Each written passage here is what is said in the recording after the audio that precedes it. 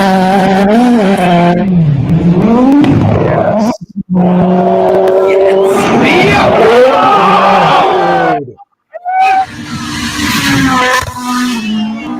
love starting a show with this kind of stuff, man. I've worked for eyewitnesses before. There's one They're next to each other. Right. Yeah, technically, that take, their starting distance is the slowest, so taking should be relatively rare. He did a wheelie in the people. Big trees, and basically they say if something wrong with the tree,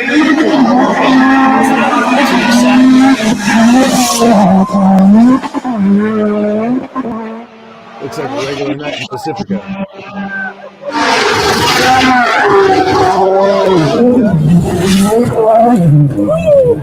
Dude. Watch this guy. Oh, jeez. The guy's right by the road. Totally out of control. That sound when they're in the air is Wrapping out. It's a fuel injector. That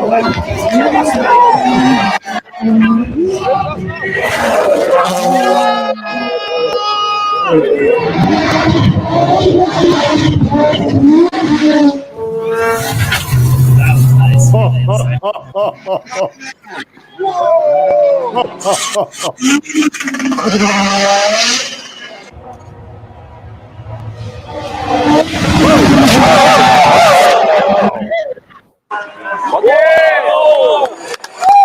So when you work on these races, you got to press and some of them do.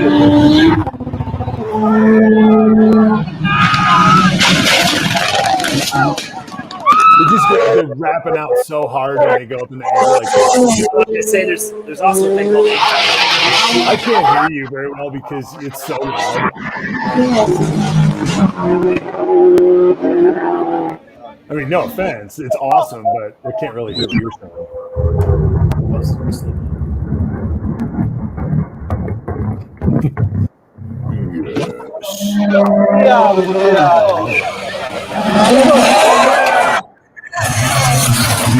There's that rock wall there.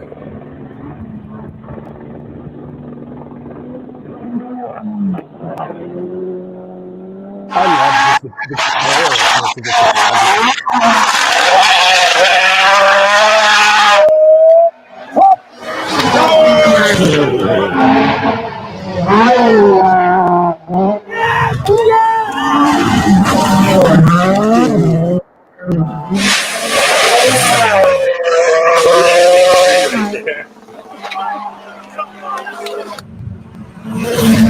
They're going like 110. There's all.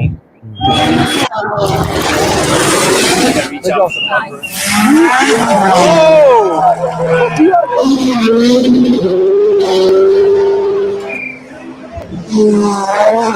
So switching into the show a little bit, let's kill the audio on that for a minute.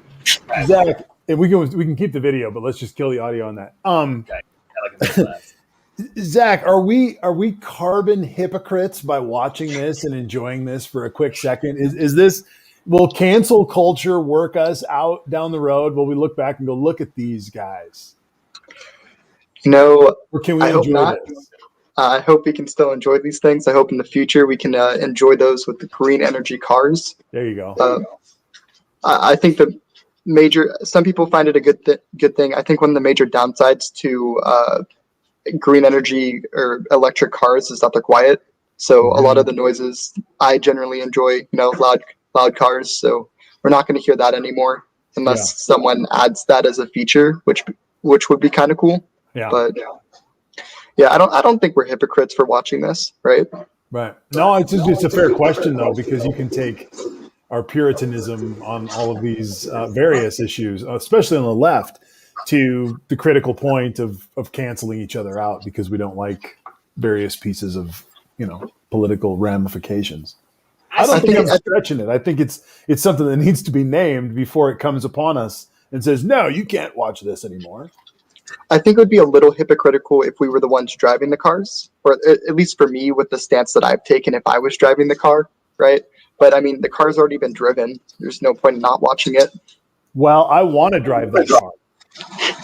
Well, and I think there's a point to be made too. You know, I remember being a kid when my dad was like, you see a bus with black smoke, and you're like, man, that's terrible. But then, of course, the idea is the bus could have 50 people on it. So a bus that gets 5 miles to the gallon, but there's 50 people in there. That's like 2,500 miles to the gallon. You know what I mean? So to me, there's a bit of an episode like that where it's like, well, I guess it'd be 250 miles to the gallon. But the point to that is, 5,000 people going to watch 10 cars race all day. That's better than those 500 people just driving around all day. In other words, you're using a certain amount of fuel for this big purpose versus, they're just off somewhere burning that fuel with no one watching. You know what I mean? Well, but the other part of it too is the community of those car races. Like that, everybody is fixated on that whether they're watching them, as a spectator or they're driving. It's part of their life and it's something they're thinking about. And we've always been enamored with engines and automobiles. It's a very cool thing. At the 100 Acre Wood, I got to be in the same room with Kim Block, Tanner Faust, Travis Pastrana, Dave Mira, Antoine Lestage, sorry, French Canadian. Antoine Lestage, he's been the Canadian champion for, I don't know, a decade. He wins all the time. Anyway, give me fuel, give me fire, give me that which I desire. YouTube comment from Birdman. I assume Zach had a data glitch.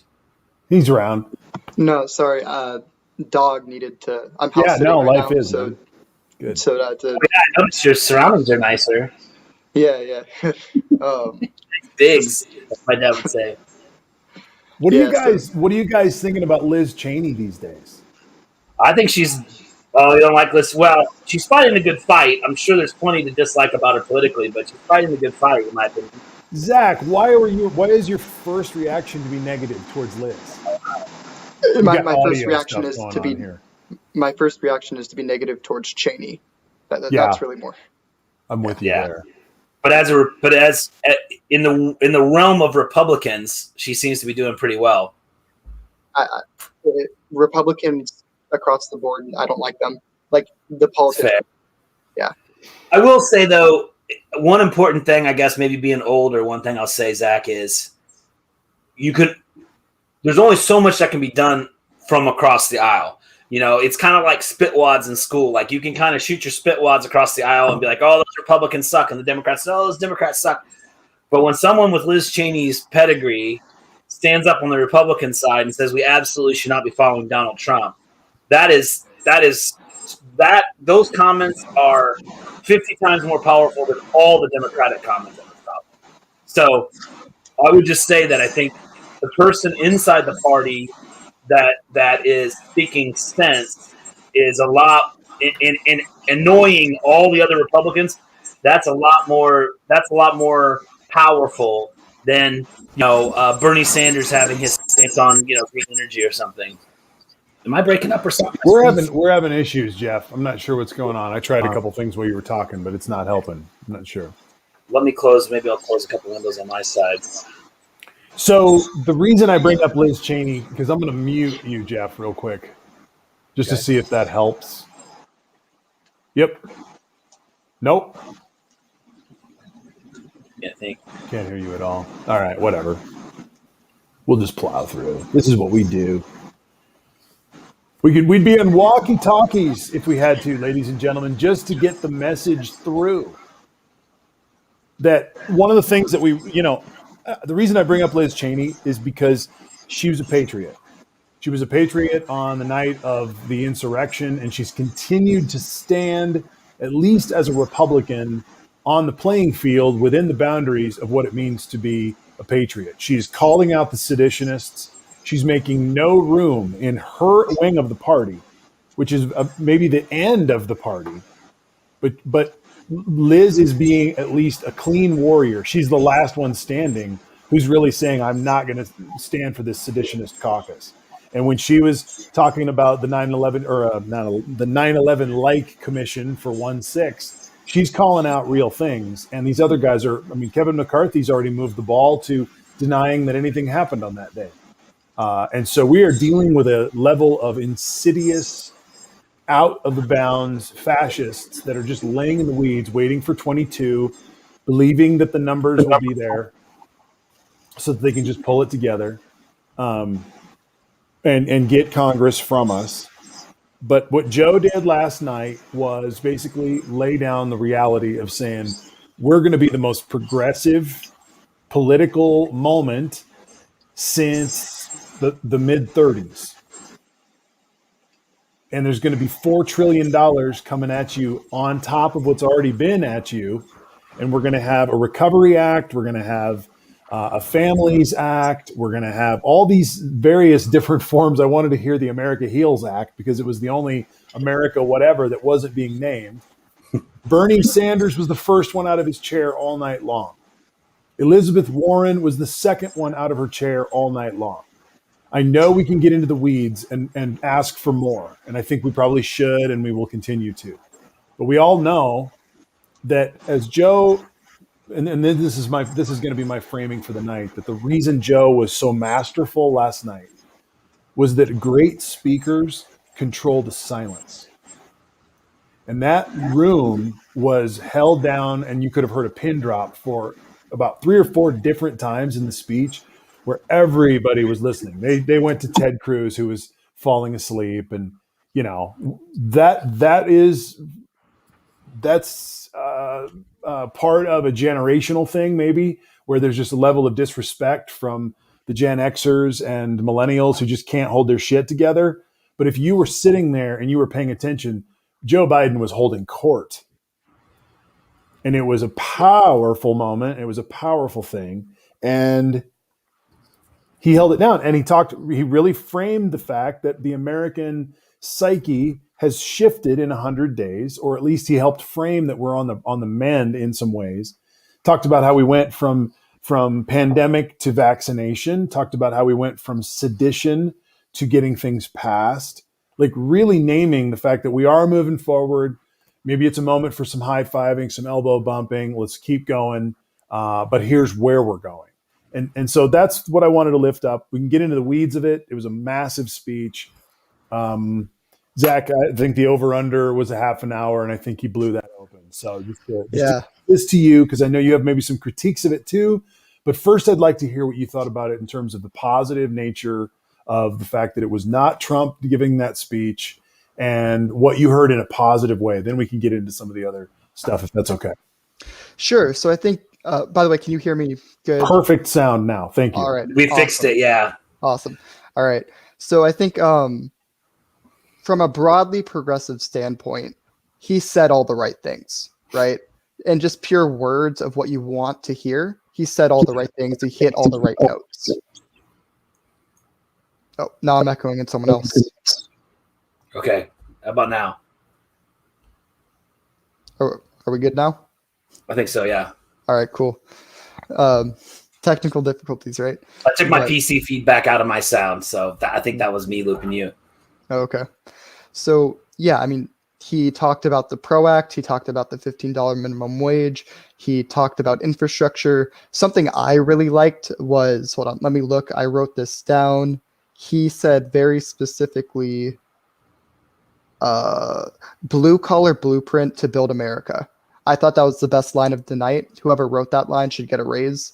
But yeah, I mean, that kind of concept of putting the workers first. He said healthcare is a human right.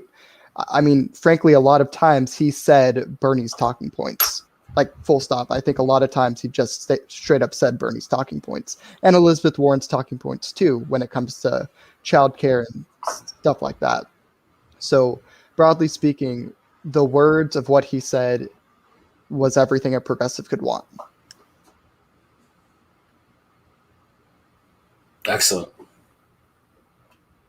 You're muted, Marty. Hello. You're back. Okay. There we go. I was just going to say, Elena has the sentiment that I think a lot of us share, which is, well, we're going to have to see. And that's a fair, I mean, we've earned that cynicism. That is Yes. hard-earned skepticism. Maybe it's not even cynicism yet. Maybe it's just skepticism of, well, we'll see. But it comes from a cynical experience, I think, for all of us. And so, do the glass box. Am I really still miming? No, you're good. You're good. They're messing with you. I think it was just a late response. It's just a delay in comments. You're good. You're good to me, and you were good when I was listening through Instagram. I mean, why did I say that? Twitter.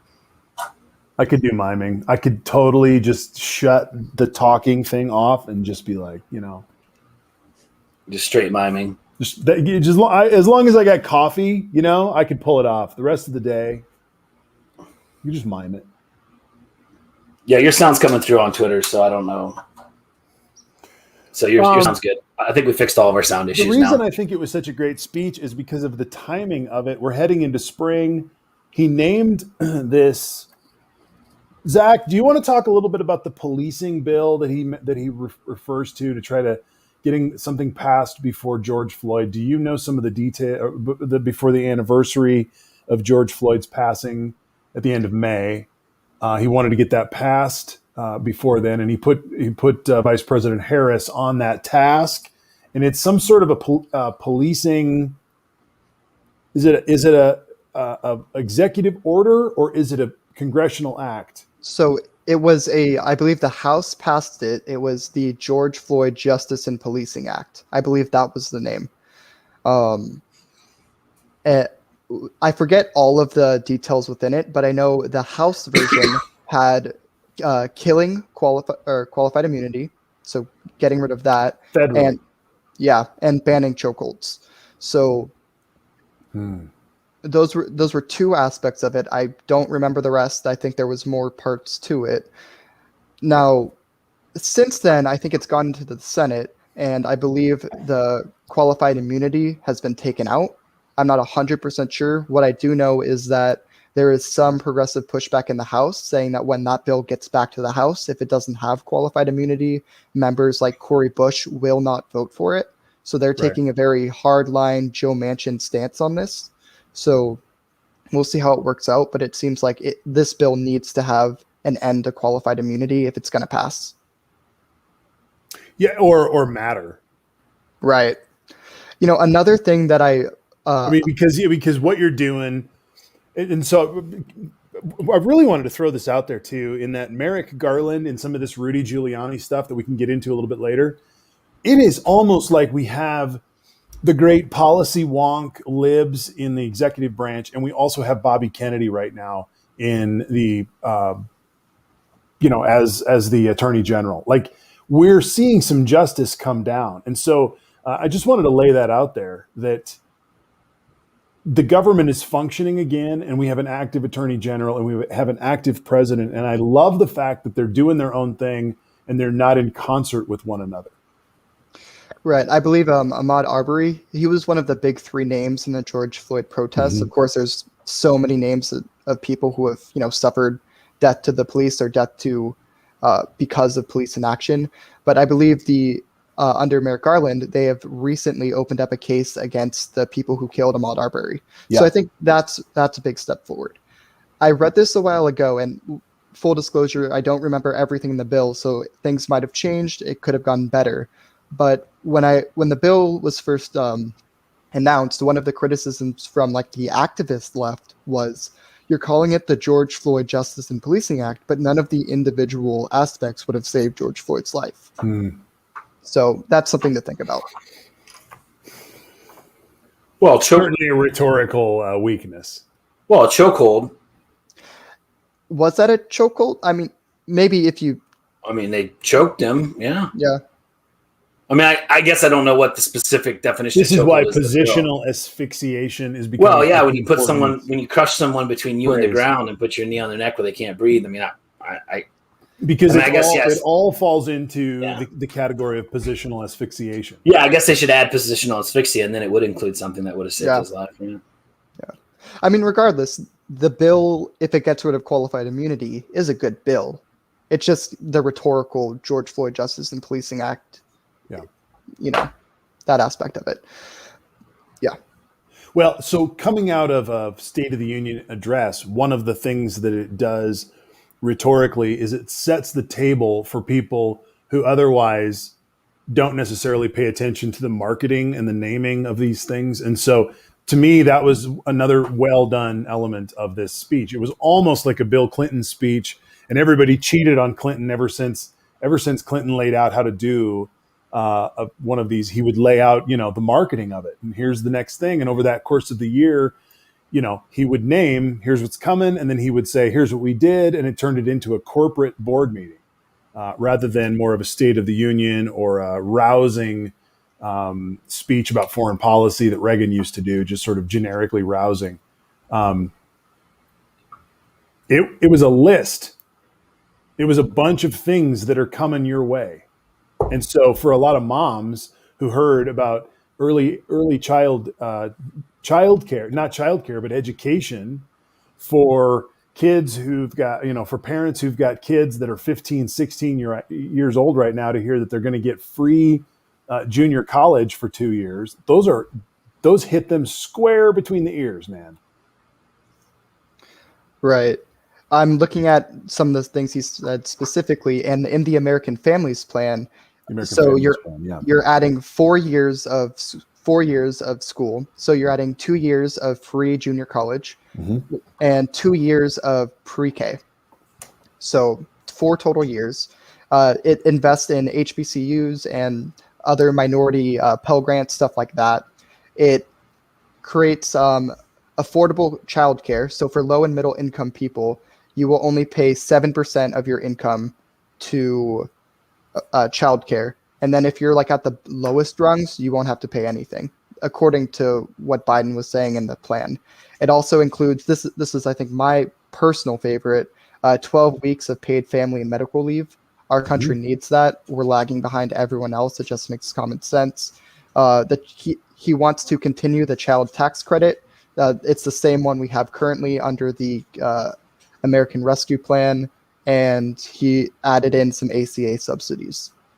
Birdman, yes. And specifically, it sounded like metallurgy and welding was going to be one of the most important things that's going to be pushed in that 2-year program, because of the amount of work that's going to need to go into it's a good time to be a plumber, because we're going to put new pipes in all of our cities where there's no more lead pipes. That's an enormous amount of work. Right.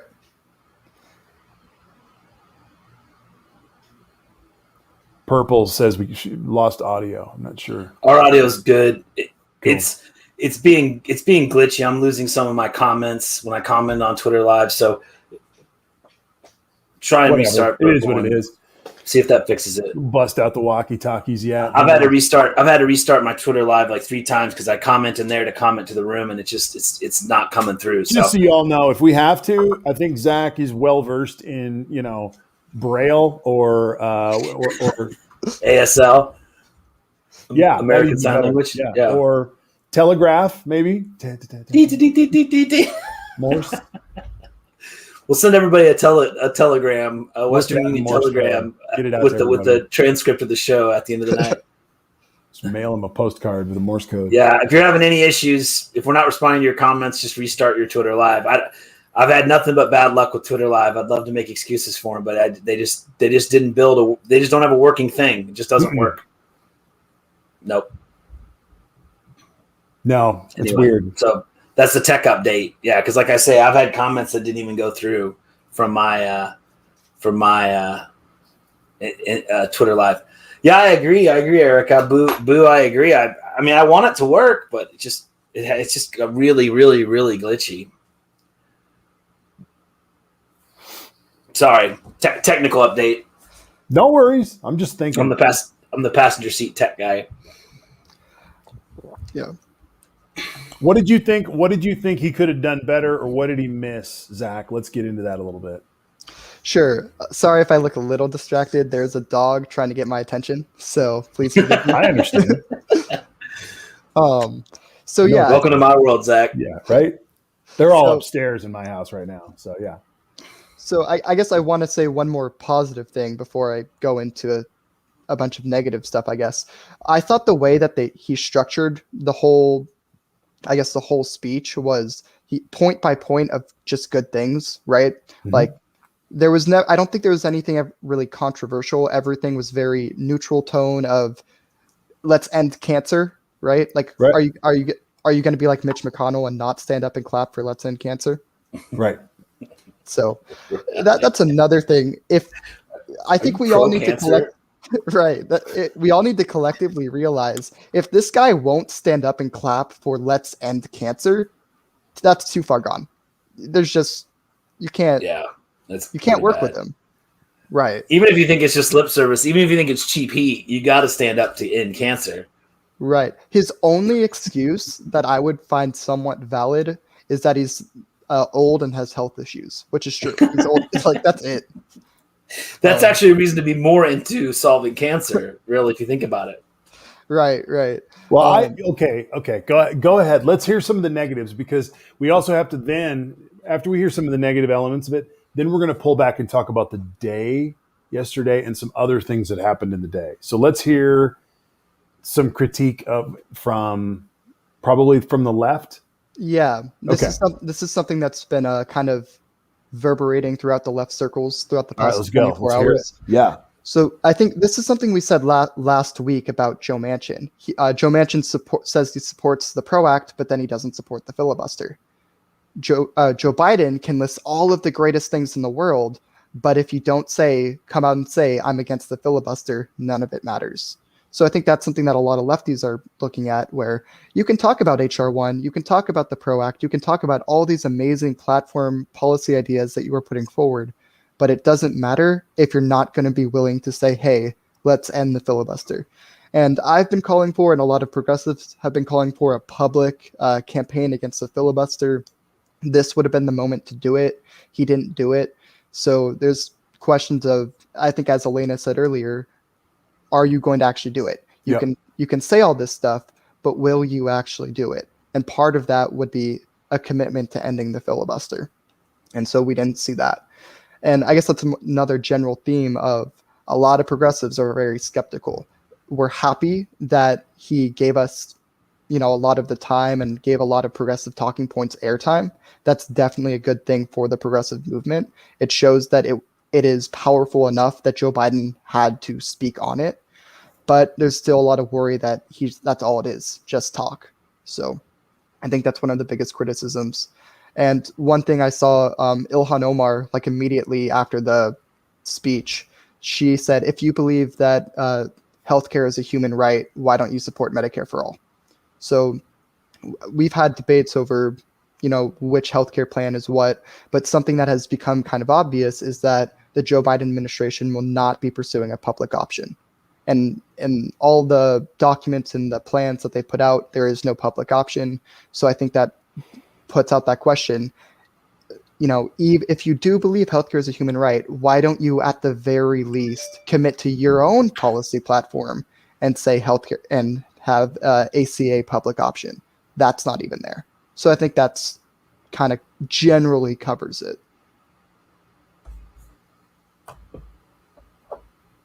Those are all true holes in the armor in terms of the full approach that was.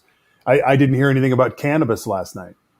Should have heard it. Should have heard that it's going to happen this year, because there's a lot of families who really staked a lot in thinking that their family members were going to be free and expunged of their records within a reasonable amount of time with this victory, and it should be able to happen.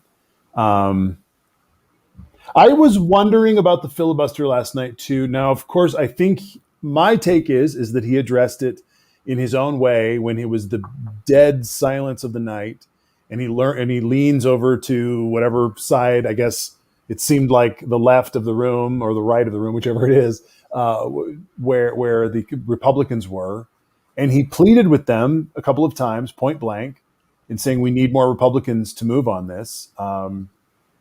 It also seemed a little bit like he was trying to wave a magic wand, which don't think that's probably there. So I think that was the moment that I think you're right in that he gave a few constitutional lessons. It would have been maybe the moment to say, so we know what this freaking thing is, either move the ball on some of these few issues that we know we can agree on. You don't have to do everything, but you can do what you can, or we have to get rid of the filibuster. And he did not name that. Right. And it's important that he didn't name it because that's what the president's supposed to do. I think he was going for a theme of unity. And I think that's largely his whole presidency, right? The themes of unity. And I think that's been holding him back a little bit. He really has committed to that idea, and the Republicans don't care at all, right? So Biden. What did you think about when he leaned into asking for more money for Obamacare for that? You know, I have mixed feelings about it because obviously I want Medicare for all, but at the same time, if we're going to do something that helps people, you vote for it, right? So if more people are going to see benefits from something, then I would want any progressive to vote in favor of it. Especially since the last 4 State of the Unions, you had a president saying we need to eliminate the Affordable Care Act. And now you have a president saying we need to add money to it.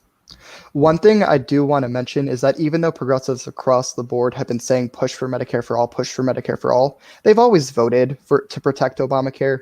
Even I think when during was it 2018 or 2017 when Trump tried to kill Obamacare, Bernie Sanders came out and he said, well, really what we should be doing is Medicare for all. And I know he got pushback from that, but at the end of the day, he voted to save Obamacare. Right. He's a team player. He knows what's going on. Right. So progressives we're going to continue to champion Medicare for all. We're going to continue to ask for that, but we're not going to shoot ourselves in the foot and make things worse for society. You know? Yeah. We're not Joe Manchin. Yeah. Jeff, what were you going to say? No, I think that makes a lot of sense. I mean, I think Obamacare was an intentional, step towards single payer. And so if you want single payer, you can't work with the conservatives to kill Obamacare and go back to basically purely privatized medicine. I mean, it's obvious that defeating Obamacare would be defeating any goal you had to move towards single payer. Right. So have you thought more about this moving? I've been thinking about it today, but have you thought more about moving the ball down the road in the sense of getting people 50 and up on Medicare? Because, and I brought this up last night as we did a little shorty, Jeff, last night after the speech. We just did a thing, and I was mentioning that if a person who's 60 years old who was able to have, or 55 years old was able to have Medicare, they would not necessarily want to stay full-time in their job, that a lot of times they have to stay full-time at the very peak of their earning years, being a very costly employee, and they make that decision so they can stay in health insurance. And if you could have health insurance or Medicare at 50 years old, you would have a lot of people who could go half-time. You could see a younger generation get higher wages that a lot of baby boomers and older Gen Xers have had to hold on to until the very, very end. I mean, just putting that out there, don't you think that's a piece of the economy that we really don't ever talk about, that some of these very expensive people don't really want to work full-time all the way to the end, but they must.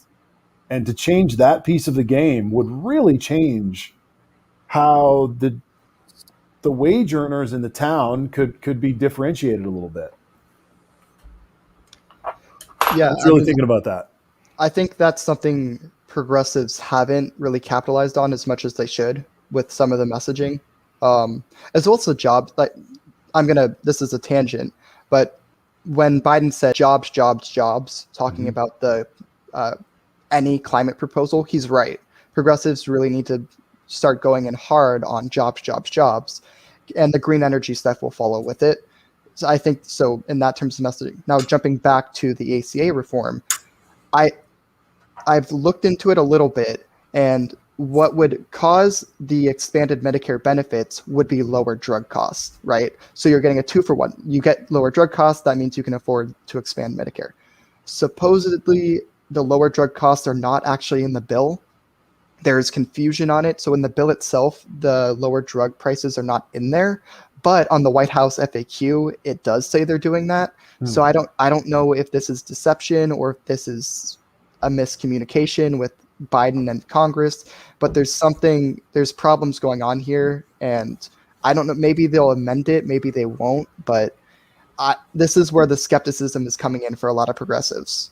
Yep.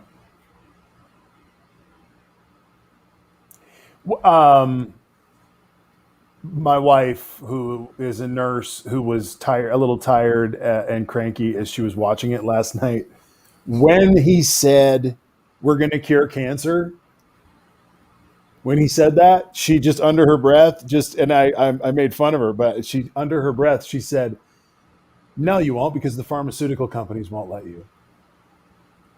Yeah. And it was just like, oh, it's so true. I mean, there's so many pieces to the create, and nor will the nutrition companies or the food companies that use so many chemicals to put preservatives into the foods that we make that can live on the shelves and be pumped into ourselves. I mean, there's so many elements to the cancer machine. And yes, we can spend money and cure it, and hopefully we can. But there's so much to preventative systems and behavior change that we're just not. I mean, we're Americans. We're just not going to do it, man. We're not. We still have menthol cigarettes, dude. You can still buy menthol cigarettes. We can't even fix that. We're going to try. I heard that today. We're going to try to get rid of that. I think if we were to actually find a cure to cancer, the pharmaceutical industry wouldn't try to stop that from happening. They just try to profit from it, right? They try to profit from cancer survivors and cancer. It's kind of like cops getting rid of having legal weed. It's a big money loss. It's so much free money when they've got the ability to keep people sick. I have to say, this to me borders on a dangerous conspiracy theory. The idea that medicine could know how to cure cancer but wouldn't to make money. It kind of turns my stomach, to be quite honest. I'm sure it does. I can respect that. I think physicians want to save lives. Physicians don't care about pharmaceutical companies making money. So if research scientists find a cure for cancer, we'll all know about it as soon as it happens. It won't be Pfizer's job to tell us about curing cancer. So I find the argument that, because there's already a conspiracy theory that we've already cured cancer, and that the pharmaceutical companies are covering it up to make money. So I think the hardest part of curing cancer is it's just a really hard thing to cure. I mean, you're talking about cells basically going rogue and reproducing a faulty cell, and just doing that over and over until your kidney is just one big mass of these crappy cells. What does it mean for Joe to say we're gonna cure cancer? What I predict he's saying is continue to find better and better and better treatments to the point, because we really can't cure any cancers at the moment. What we can do is we can knock them down to such a small cell count that they become unmeasurable. But we all know it comes back. I mean, I think very few cancers are completely. I don't believe anyone, even the most curable cancers, I don't believe they feel are cured. They just know a way to knock them down to very low measured levels and very low remission. But there's still remissions and things. So what I think he would be talking about is, taking many more cancers to the very, very, very treatable phase, and possibly even all the way to the level where you're actually saying, this person is absolutely like cured. Like we've treated, 1,000 people for this over the last 30 years and no one's had a remission, or, I think that's what we're talking about. I think versions of what we're doing now, but that are more and more successful. And I mean, anyone who knows anyone who's had a fatal cancer lately, almost always towards the end of their life, they get in some sort of trial where they're trying some sort of genetic solution and things like that. The idea being to create something that literally leaves your body alone and only attacks the cancer cells. So, I can't speak. I would never have said we've been trying to cure cancers, I assume, since we figured out how to label it as cancer. It was a hinge point of the speech, the way he delivered that line. Well, the way I viewed it was much more rhetoric. Like we're gonna shoot for the moon, we're gonna shoot for the stars. Yeah. That's kind of how I took it. But for example, HIV has changed. I got to push back on that, because he set it up by talking about what we've learned about the mRNA stuff. He was talking about what research money allowed us to do in such a hurry. And he was talking about putting that kind of research money. He was talking about the 2% versus now we're less than 1%. and he was talking about 4% of our GDP going into research. Let's cure cancer, and it really is probably just as it was with COVID and the mRNA stuff. It's a matter of money, and so I really think he was like, "Let's freaking go," because he was really talking about research dollars going into the new budget and not skimping on that, and that was going to be a new thing. So. I mean, I still think it's rhetoric purely on the face of, hey, let's put a bunch of money into this and let's see what we can do, right? Mm-hmm. I don't think he really believes that he's going to cure cancer. Maybe he does. Maybe he's just that optimistic. But yeah, I really just found it more rhetoric. And I guess to the point where Marty was originally going about, not allowing people to have cancer or not allow people to have the cure. I think it's more likely that they would develop it and then charge people $60,000 for the cancer cure. That's where I think it would go. It's possible, and it's possible to be a unique genetic solution. I mean, something where they take your stem cells and they literally in a lab make something specifically for you. Where it could be extremely expensive. Likely. That's the most But likely. I think, for example, a similar example is what happened with AIDS during Marty in my lifetime. AIDS was a death sentence. What did people live? 5 years with AIDS max or something? And people died. For sure. You had AIDS, you had HIV, you were going to get full-blown AIDS, and you were going to die. I sat next to a guy on a plane like 10 years ago, and he's like, it's completely treatable now. It's like diabetes. You're going to die of diabetes, but you're going to live to be 80. You're not going to die, wow. Super early. I mean, you'll still get a full lifespan. When Magic Johnson was diagnosed with HIV, it changed the world. Yeah. And he now doesn't test HIV positive because his counts are so low. Wow. Huh. And a lot of people in treatment don't test HIV positive because they've brought it down so low. This person was saying, at least at the time, that it's still there and it's still a major risk factor for your health. But I mean, that's, if that's not a cure for AIDS, I mean, that's pretty good. And of course, if you can treat it down to those levels, hopefully then also, your spread starts to go down. George Bush contributed millions of dollars to help fight the transmission from mother to child of AIDS in Africa and made a huge change in Africa. So, you can bring down the viral load of people with HIV and AIDS. I mean, theoretically, that's the kind of thing that we could eradicate that way. So, I think there's things that can happen. I mean, cancer is just a real tough one. I mean, we all know, like, you can get cancer from radiation. You can't stop radiation. You can get cancer from solar radiation, right? Melanoma. That's, you can't stop the sun from being radioactive. I mean, it's going to be there trying to do that to you. I mean, that's just the way it is. So yeah, I think curing is a bit. But Jeff, I want to hear your thoughts about this a little bit. Let's turn this conversation just 90 degrees on its head a little bit. Okay. In the sense of what exciting things does the word research bring to you? Because 3 to 4% of a GDP budget going into research is so much more than we're doing right now, and seems to be, to me, that's the most exciting thing, right? Because, man, I mean, I don't know a ton about the process and how it was developed. For example, Moderna was a company founded on the idea of mRNA, hence why they're called Moderna. Obviously, their expertise came from, I presume, academic research on mRNA. The concept of mRNA vaccinations. So, the past research is what got us to the point where we could really hit the ground running and produce, this vaccine that's probably, I mean, knock on wood, going to stop a pandemic. So that's what research does. I mean, even if you just work longer and harder on the cancers that are harder to treat, I mean, you're talking about saving people's lives, extending people's lives.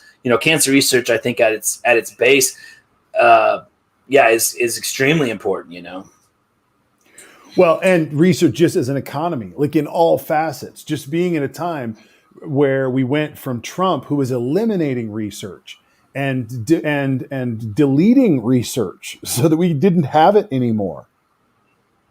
Yeah. When he fired all of those people in the agriculture department and the interior department, and they had to try to save the hard drives of what they had done and spend a lifetime of learning about environmental studies or studying these various plants or water systems or whatever. Trump and his posse wanted that information as dead as they wanted democracy dead. They don't want information because the facts are in the way.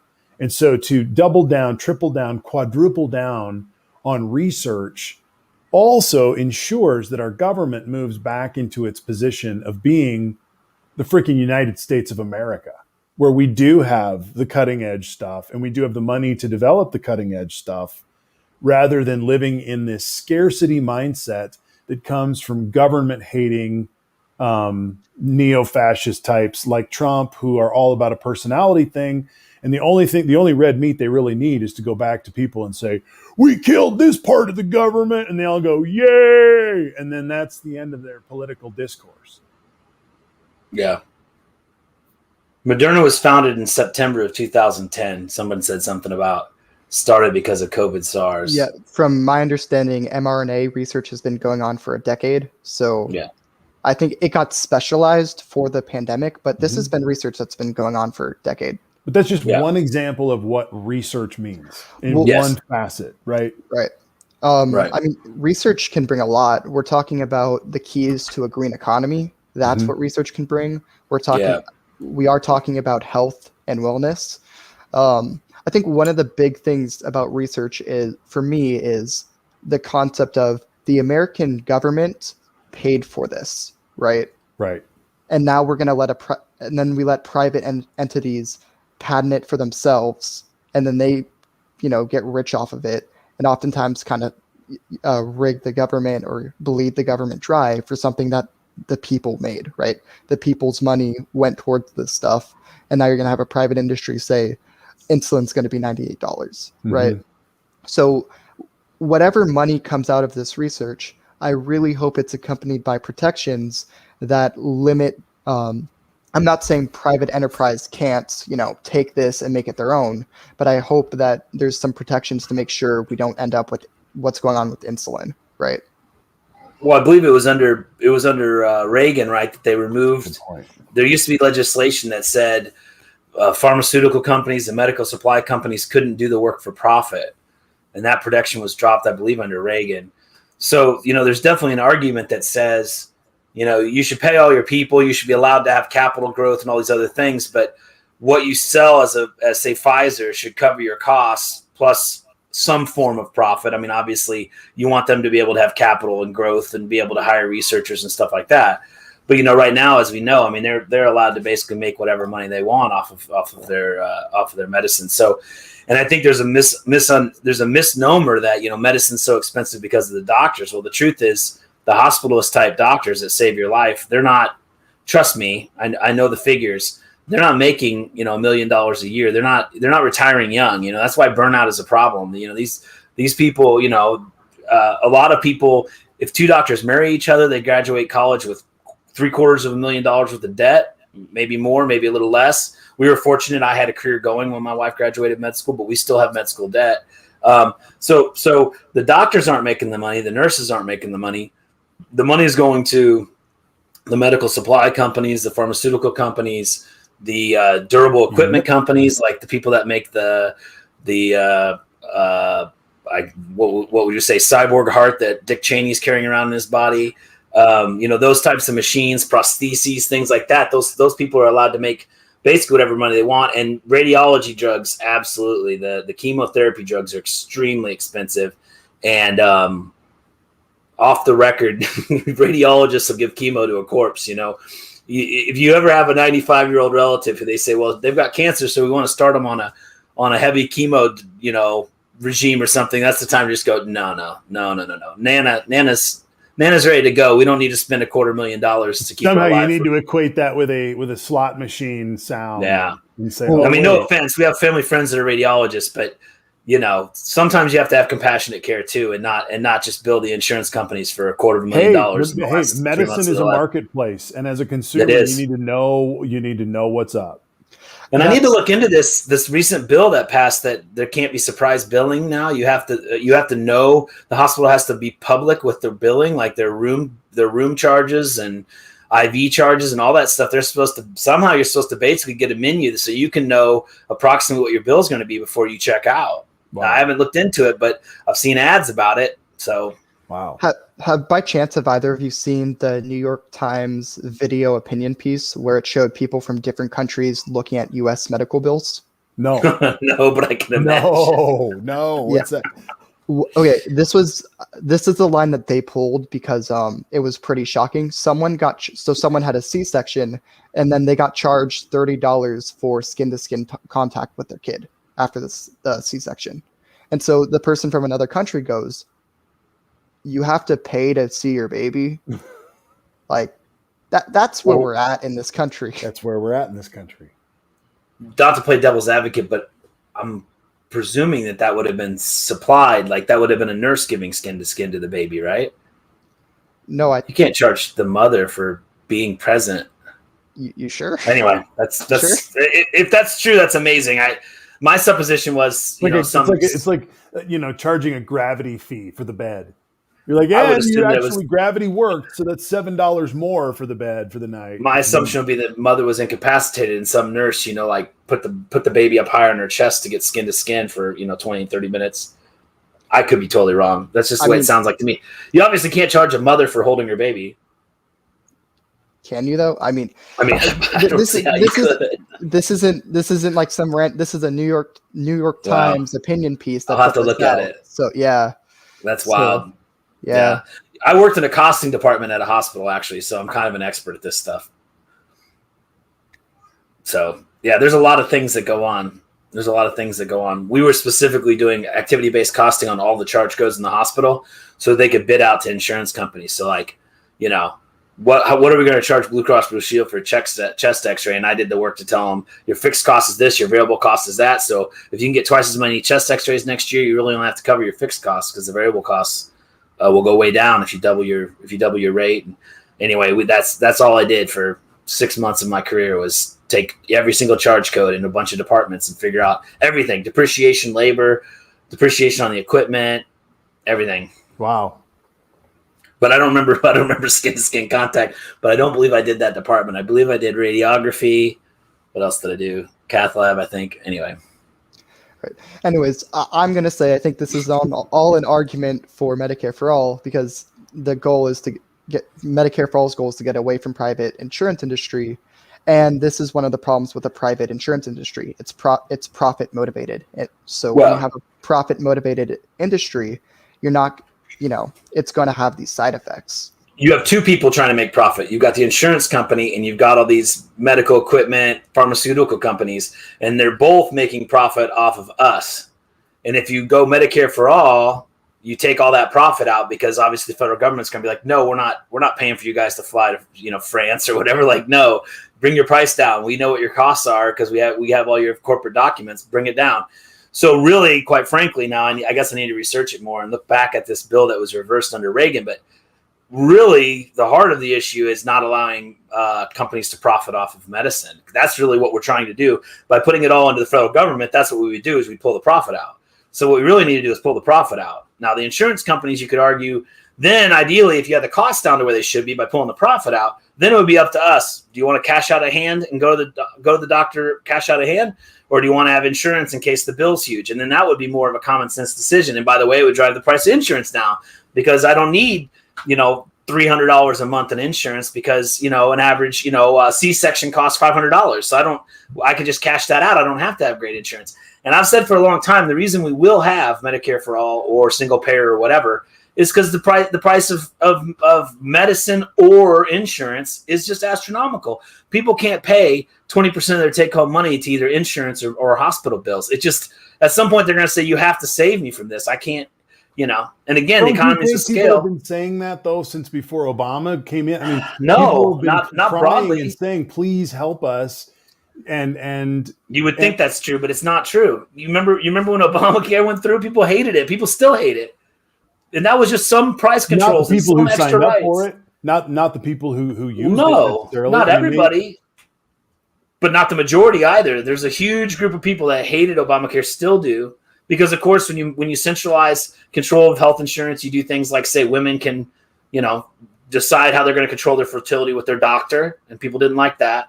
People didn't like that. So as an employer, you could be paying for someone's insurance while they go on birth control or whatever when, it's against your beliefs as an employer, as if that makes any sense to anybody outside of, I don't understand why anyone tries to control women's fertility. Let the woman and the doctor decide.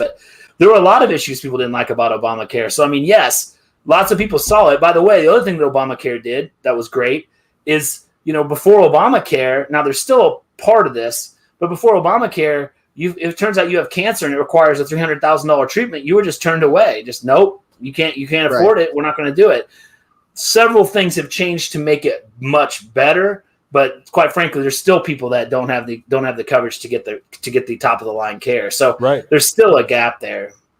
You would think we would all want it, but I disagree with you, Marty. I think if you polled Americans, I'd be very. I mean, I can Google it. I'm going to guess that's a very 50-50 issue if you support Obamacare or not. Even though, by the way, there are people on the right who say they're against it, who benefit from it, and are very proud, very happy to be getting the benefits of Obamacare, but they'll turn around and say, I hate Obamacare just because it's a political issue. I'm going to Google it. Yeah. I don't think it's as popular as you think. I think if you word it differently, if you say, should insurance companies be able to drop you for pre-existing conditions, you get 90% no. Should you be able to cover your kids until they're 25? Yes. Everyone, all the provisions, we all want it. But then when it's like, well, it's a Democrat bill to do blah, blah, blah. Nope. You lose 50% support. There is a silver lining to all of this, though, where generally it's older people who are against a lot of these more progressive plans, and younger people are more in favor of this. And this is just a simple biology fact that I think we should all understand. Yeah. Odds are, if you're 50, you're going to die before someone who's 18. Yep. Most likely. There's a common urban legend, and I really don't think it's as true as the conservatives would like us to believe. There's a common urban legend that as you build wealth and get older, you tend to move more conservative. But I'm not sure if that's not just a fishtail, because my parents, for example, have been very liberal their whole lives, and they have assets that they want to protect, and they're still paying their taxes and happy to be supporting social programs and things like that. So I don't know if that's really just like a tale. I can see that, like, for example, say when a woman passes out of fertility, it'd be a lot easier to be pro-life because, it's not an issue that affects them anymore. Things like that. But I don't know. So I guess my only pushback, Zach, is as people get older, are we just going to have new old people that are conservative? So, I mean, we've always gotten more progressive as time has gone on, right? That's just kind of how it's always worked. As a general statement. But even if it is true that as people get older or as people get wealth, they tend to get more conservative, millennials aren't getting wealth, right? That's true. Right. Yeah. That's critical. That's absolutely true. Critical. So, with Gen Z, the outlook is just as bad. So, which means if the wealth doesn't change, that means the optimism isn't there. It means the buy-in isn't there. It means so much is not going to flow. True. Right. So, but here is the, I guess, good thing, right? I brought this up to point out the fact that a study has been conducted, and it was a pretty comprehensive study that went through, I think, 41 states that tracked the youth voter participation. So that is 18 to 29-year-olds. And in 2016, you had 39% turnout of 18 to 29-year-olds, okay? 39%. The number in 2020 was 50%. It jumped 11 points. That's a big jump. Deal. Wow. And what the researchers found is when you have states that did a mail-in process, you were going to see a higher jump. So an example of that is California did a mail-in voting system where everyone was sent a ballot. So it doesn't matter if you asked for one or didn't, you were sent a ballot. You know how much it jumped? 17%. Wow. 17%. Yep. You know what? Actually, I have the thing right here. If you want to share, let's see, share screen. Put it up here and then I can. There we go. There we are. What is this? Here we go. So let's go up to this top graph, right? So as you can see, voter turnout, the higher, the darker the purple, the more turnout there was. So I want to point out a few key things. One, let's look at Arizona. Arizona, 51%. Let's look at Michigan, 54%. Let's look at Georgia, 51%. Now, what do those three states have in common, Marty? Well, they all voted for Biden. They all flipped. Yep. Those were the three states, right? When we talk about the three states that we needed. Yeah, those are the three that flipped. Right. Three of the ones that flipped, yes. And, let's continue it. Let's look at Pennsylvania, 54%. 54. What's Wisconsin? That's one of the 9 states they don't have data from. Oh, don't have data. Okay, gotcha. Yeah, but as you can see, in 51%, 54%, 54%, 51%. In the states we flipped, the youth voter turnout was high. In North Carolina, where we almost flipped, it was 55%. What's Oklahoma? Oklahoma is 34%. 34. So okay. It was one of the lower ones. So I'm going to try and look for the specific increase. That's the reason I asked about Oklahoma, and the fact that it's 34% is incredibly important, because it's not that they don't have people that are younger. It's that those people are not voting. Right. And so I'm thinking about what Stacey Abrams has been doing in Georgia, and how I've been talking. This is just an aside, Zach. I was talking to my mom, who's from Iowa, and she's in her 70s, and she is an old Democrat. And this is middle of Hardin County, Iowa, where there were it was probably 75% that voted for Trump. Used to be a Democratic county. Joe Biden's been to my hometown many times, and over the years. And so mom gets a call from one of her friends, who's another older lady, who says, "Hey, we should get Tom Harkin to come to our county convention and talk to the Democrats in Hardin County." And so, can you get a hold of him? Because she knows Tom.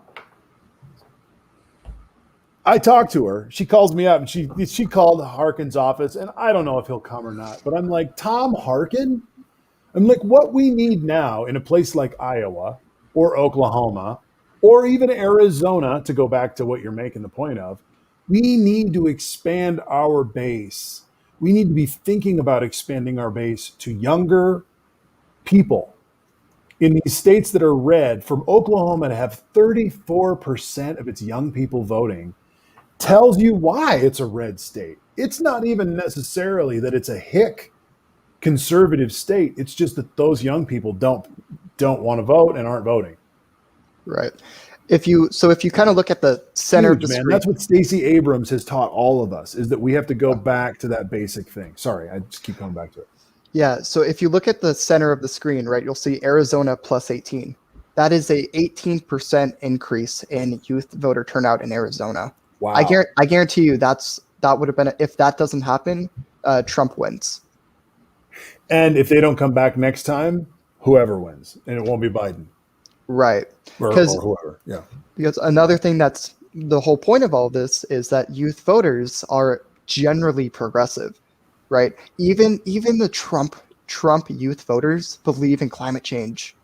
So there's just a massive disconnect even there. But on the whole, I think it's like 2/3 of the youth vote went to Joe Biden. And for comparison, in 2000, it was a 50-50 split.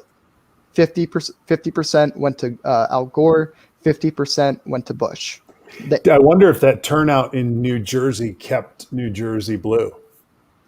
It's possible, right? I mean, that's a big turn. That 22%, and it wasn't that close, but it wasn't a blowout in New Jersey either. Right. And then another interesting stat that it had was, if we kind of go back up to this graphic, it had ages 18 to 19 as well, right? So it did 18 to 29, but it also had the ages 18 to 19. So like the new first time voting, just fresh into the voter rolls. So generally speaking, it's supposed to be the lower number. I found it interesting that in California, 57% of 18 to 19-year-olds voted, compared to 54% of 18 to 29-year-olds. That's really interesting. And question, is that eligible voters or registered voters? Ooh, that is a good question. Um, well, I don't know off the top of my head, Yeah, but that's fine. That's fine. It just I believe. Let me go to the top so I can show Mhm. everyone the website. So if anyone wants to go to it, this is the website right here. Look at it. I'm sure you'll be able to find the specifics on it. Um, but yeah, I think this is really interesting and it's really important, and it's partially why Joe Biden has to have that level of progressiveness, because the youth base is kind of, it's not the only determining factor, but without that youth base showing up, Joe Biden probably isn't winning. I thought of Ace last night when Joe mentioned HR1, the John Lewis bill, because I thought, okay, he's named it now, and we have gone through. I think Ace's analysis was really spot on in the sense that the infrastructure bill was going to be the offensive line for Joe to follow behind and see, whether or not we can get to a point where we can really look at the Republicans and say they are never going to work with us. Rah. But I really do believe that that's the move. And then to name last night HR1 puts it on the table for this year, for the calendar year. It doesn't have to happen tomorrow, but it's going to happen. It's going to be on there, and it's going to be part of a larger push.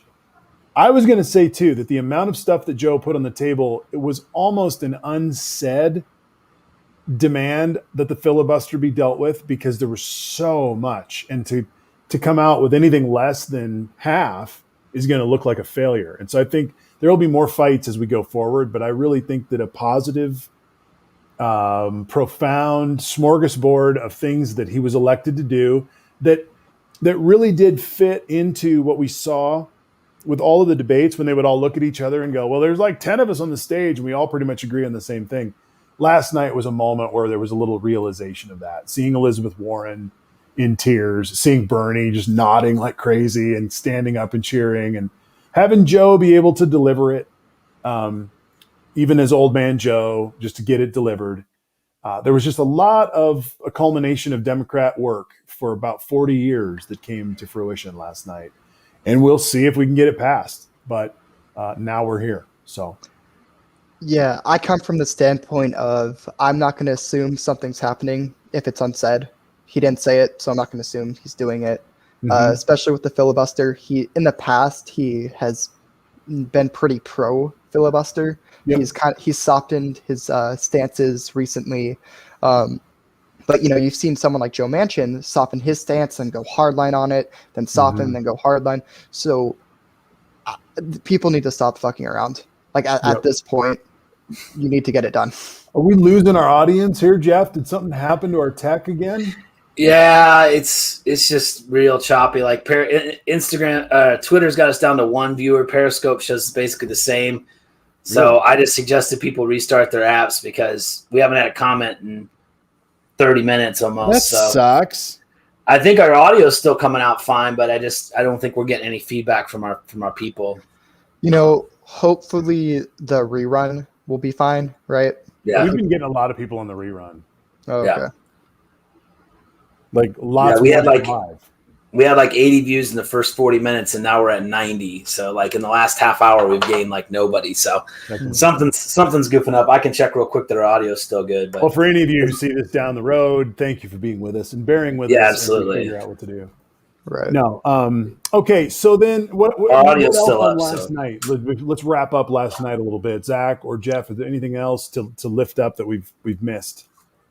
I guess I want to point out the Afghan war, right? Mm-hmm. I think that's something last night Marty, you and I had talked about a little bit. Yeah. It's really, so I have a positive take from it and I guess a cynical take from it. Positive take is, fuck yeah, let's do this, end the Afghan war, get our troops home. He's saying all the right things, like from a progressive standpoint. He said the stuff that I've said on the show before. So right. He's saying all the stuff that I'd want to hear. Now, the question is that some progressives are having, are we pulling out our troops but then continuing to drone bomb them? Are we going to keep having our CIA assets there? Are we going to have the private contractors there? Like, how much are we ending the war, or are we pulling our troops out? And so, great questions. Right. Great question. So if you're a progressive, actually, I think if you're most of the country, you want to pull out and end the war. Mhm. Now, something that's pointing to we're actually ending the war is that the intelligence community is freaking out. They're going full tilt trying to stop Joe Biden from doing this. And that's actually been one of the nicer things from the progressive side to see, okay, Joe Biden is getting a lot of media criticism. He's getting criticism from the generals. He's getting criticism from the intelligence community, but he's still following through with this. So that's been a very positive light. The negative side is, why did he increase the military budget? So in the budget he proposed, it has an increased military budget. So that's concerning. Why are you? Well, he made it very clear that he's going to be taking a very hard line in the Pacific Ocean. Yeah. So our Navy dollars are not going anywhere for a long time, nor will other weaponization of what we need to do to protect our interests in the Asia area, in the Pacific, Right, but with our allies. I mean, gotta essentially, he went on a NATO trip last night saying, we have allies and we are going to stick with our allies full tilt. America is back with her allies. That's it. And I think I'm sure there were a lot of people that were upset last night. Despite the rhetoric, by the way, Obama spent more on the military on an average than Trump did. So there's probably an argument that, in a way, defense spending with the military industrial complex and all that may be a way to also, he may be looking at that as another way to spur the economy on. Just a supposition. Also, of course, there's a lot of, there could be things like actually reducing your number of troops, but to your point, increasing your number of drones or extremely high quality aircraft where you're not replacing, millions of Humvees. You're buying, three attack aircraft or something where you can take 60 other aircraft out of service and bring in these 3 top of the line aircraft and, et cetera, et cetera. I mean, I'd have to look at the figures. I find defense spending to have been kind of one of the biggest lies during Trump's period, that somehow, Obama had spent so little. Well, yeah, and his last year was one of his lowest years, but he had several years that were very, very high defense spending, higher than Trump ever spent. So there's it's kind of, go ahead. There was not a single year where Obama cut spending to the military, right? No one's cut spending to the military in a long time. I think he might have. I think so much money. I think what Obama might have done is increased it at a lower rate.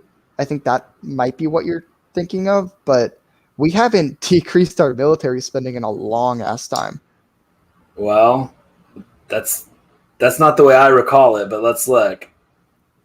Highest year under Obama was 2010 at $850 billion, which would be $977 billion in 2019 dollars. The highest year under Trump was 2019 at $718 billion. So Trump was down $140 billion from Obama's highest year.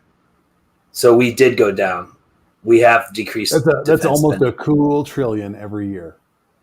Yeah, cool trillion. But it has moved down. The lowest point was $662 billion in 2017, which was $7 billion lower than Obama's lowest year. Obama's 5-year average was $718 billion. Trump's 5 years. I don't know. Obama had 5 years above $718 billion and averaged $758 billion. So Obama averaged more than Trump spent. It's gone up and down. It has gone down. Defense spending has gone up and then down. Now, and that of course we had active wars at sometimes during that. So as far as investments and whatever, I mean, things were getting blown up and things. But interesting. Yeah, I'll look more into it.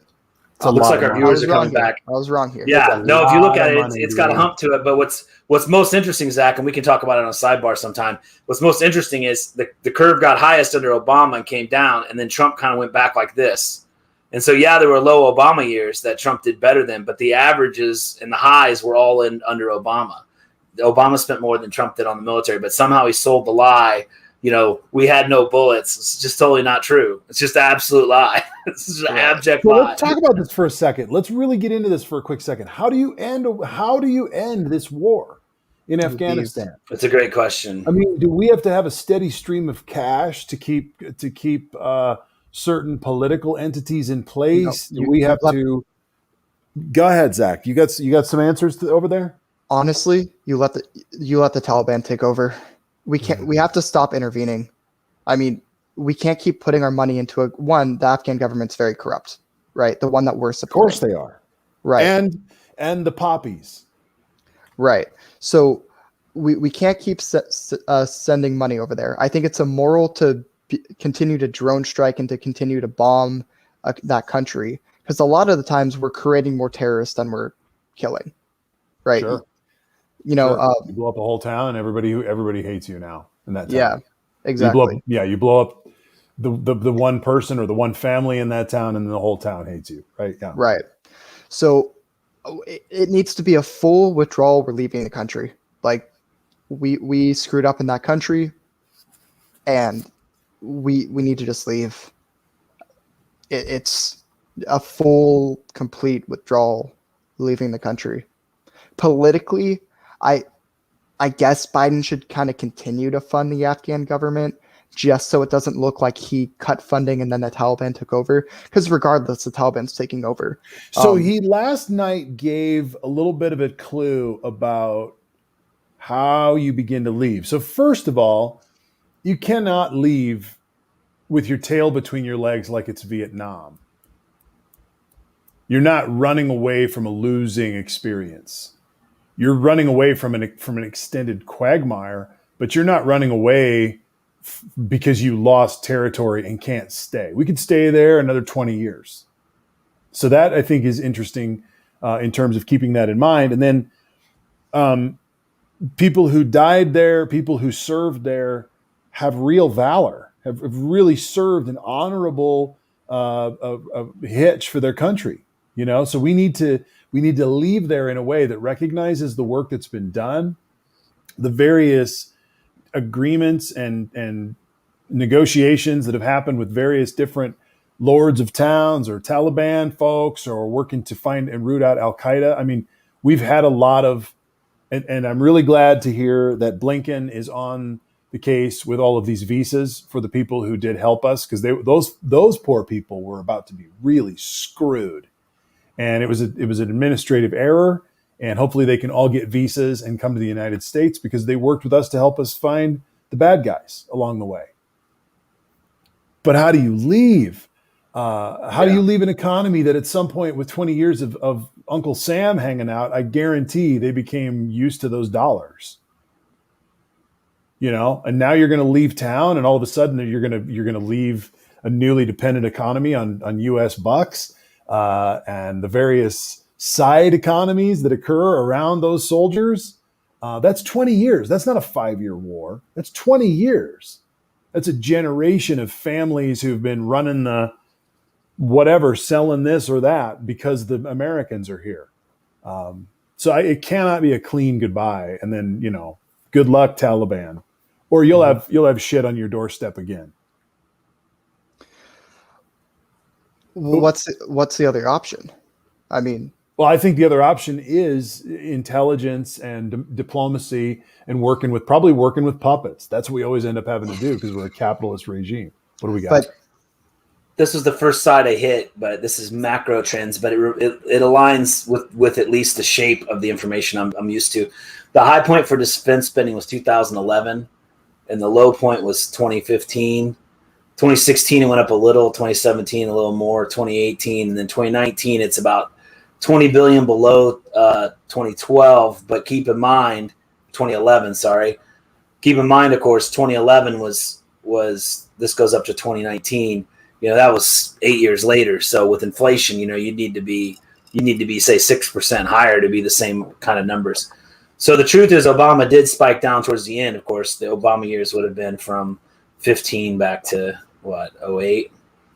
So Obama went up and then back down, and then Trump kind of came back up. But I mean, the idea that, Obama spent $752 billion in 2011, and Trump spent $646 billion in 2017, the year he supposedly fixed everything, right?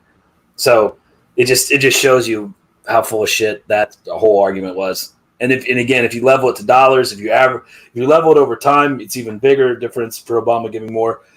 you average Obama's years, it's higher than Trump's years. It's just no matter how you look at it, Obama spent more on the military than Trump did. So I just something that was lied to us. Just FYI. You're making Trump sound better to progressives right now. Well, yeah, I mean, that's fine. I mean, and I don't know, probably, I mean, I guess it's been a minute since I did this analysis. These last couple years that tick up, I mean, maybe Trump ended up averaging out to Obama's average. But either way, even if he did, being 4 years later, cost of living, it should have been a little higher to even be even. So it's just one of those lies, that somehow, Obama just didn't spend any money on the military. And if you look as a percent of GDP, it went down the whole time. So just now started to go back up as a percentage of GDP. So anyway, just a point that I've made a few times, and literally, like Zach did, we've been told so much that Obama cut defense spending that people don't believe this hump is there. That hump is there. That 2011 is the high point. It's just another example of people just, basically Trump says something dumb, and half the country says, Obama didn't spend any money on the military. It's like, it's not true, y'all. It's just not true. Well, yeah, that's why I think that's why I think your messaging coming out of Afghanistan has to be right, because the wits are dim on more than half of our population, evidently, and so you have to give them a quick one-liner that they can hold on to categorize this thing. And if the Democrats come home and say, "Oh, we're really glad to be home because that sucked, and we never wanted to go to war." Joe Biden voted for that shit. We wanted to go. We wanted to go fuck them up. Yeah. Well, no, we did fuck them up, and we need to come home from doing it. And I think that's a different message than Democrats usually bring to the table. I think the message shouldn't be about the success or failure of the war. The message should be we're home now, right? Like our troops are home. I brought the troops home. I ended the war. It doesn't need to be I won the war or I lost the war. It just needs to be No, it doesn't. It's not I won the war or lost the war, but a president has to frame the coming home. It can't just be we're home. It's we did because the foreign policy will be biting his feet and biting his ankles within days of being home.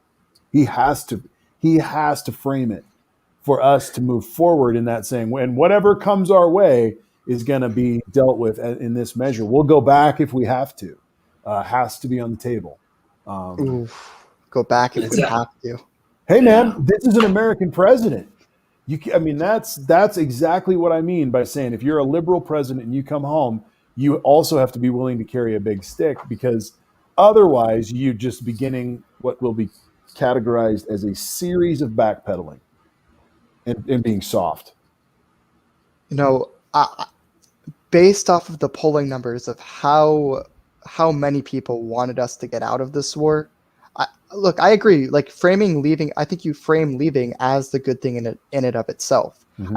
I don't think you need to go into and maybe we'll be back there later, because then I don't think you say that. I don't think you say that. But you do. Well, for diplomacy, you do, right? I mean, the reason you say and we'll be back if we need to is because what you're not saying is we give up. Right. Any regime that wants to come take this over can just take it over. What you say is we've done what we came to do. There's a standing free government made up of Afghans. Assuming Afghanistan can support itself, we will never be back. Congratulations. But we will always be paying attention, and we will not let ISIS take over Afghanistan. You have to be willing to come back. You have to be willing. You have to at least say that, Zach. You have to say that. Okay, so this is a report that. So I was interviewing a source for a story I was doing, and she is a professor of Middle East history and politics. So she had relayed to me that there was a report saying, regardless of if the U.S. pulls out its troops, not talking about pulling out its funding or anything like that, if we just pull out our troops, Afghanistan will be run by the Taliban in 2 years.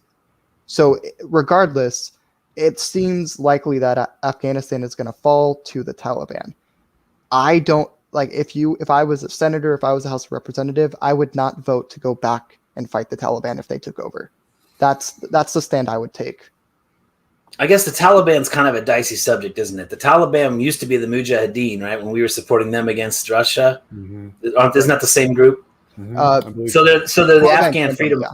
They're the Afghan freedom fighters, right? And Have they been who we've been directly fighting?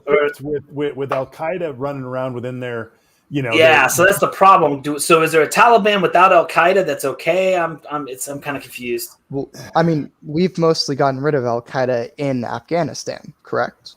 I mean, it's mainly the Taliban that's there now. Right. Yeah, Afghanistan's moved on to other countries. Extremism has moved on. Al Qaeda has moved on to other countries. Mm-hmm.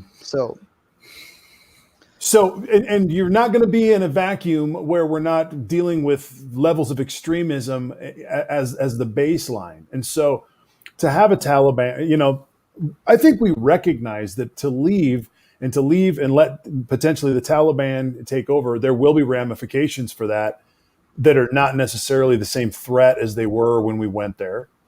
But the United States will protect its interests. And so if we find out there's a pocket of assholes somewhere doing something, ready to blow something up in the United States, they're going to go in full tilt next day to take care of that. And that's what we need to be able to do.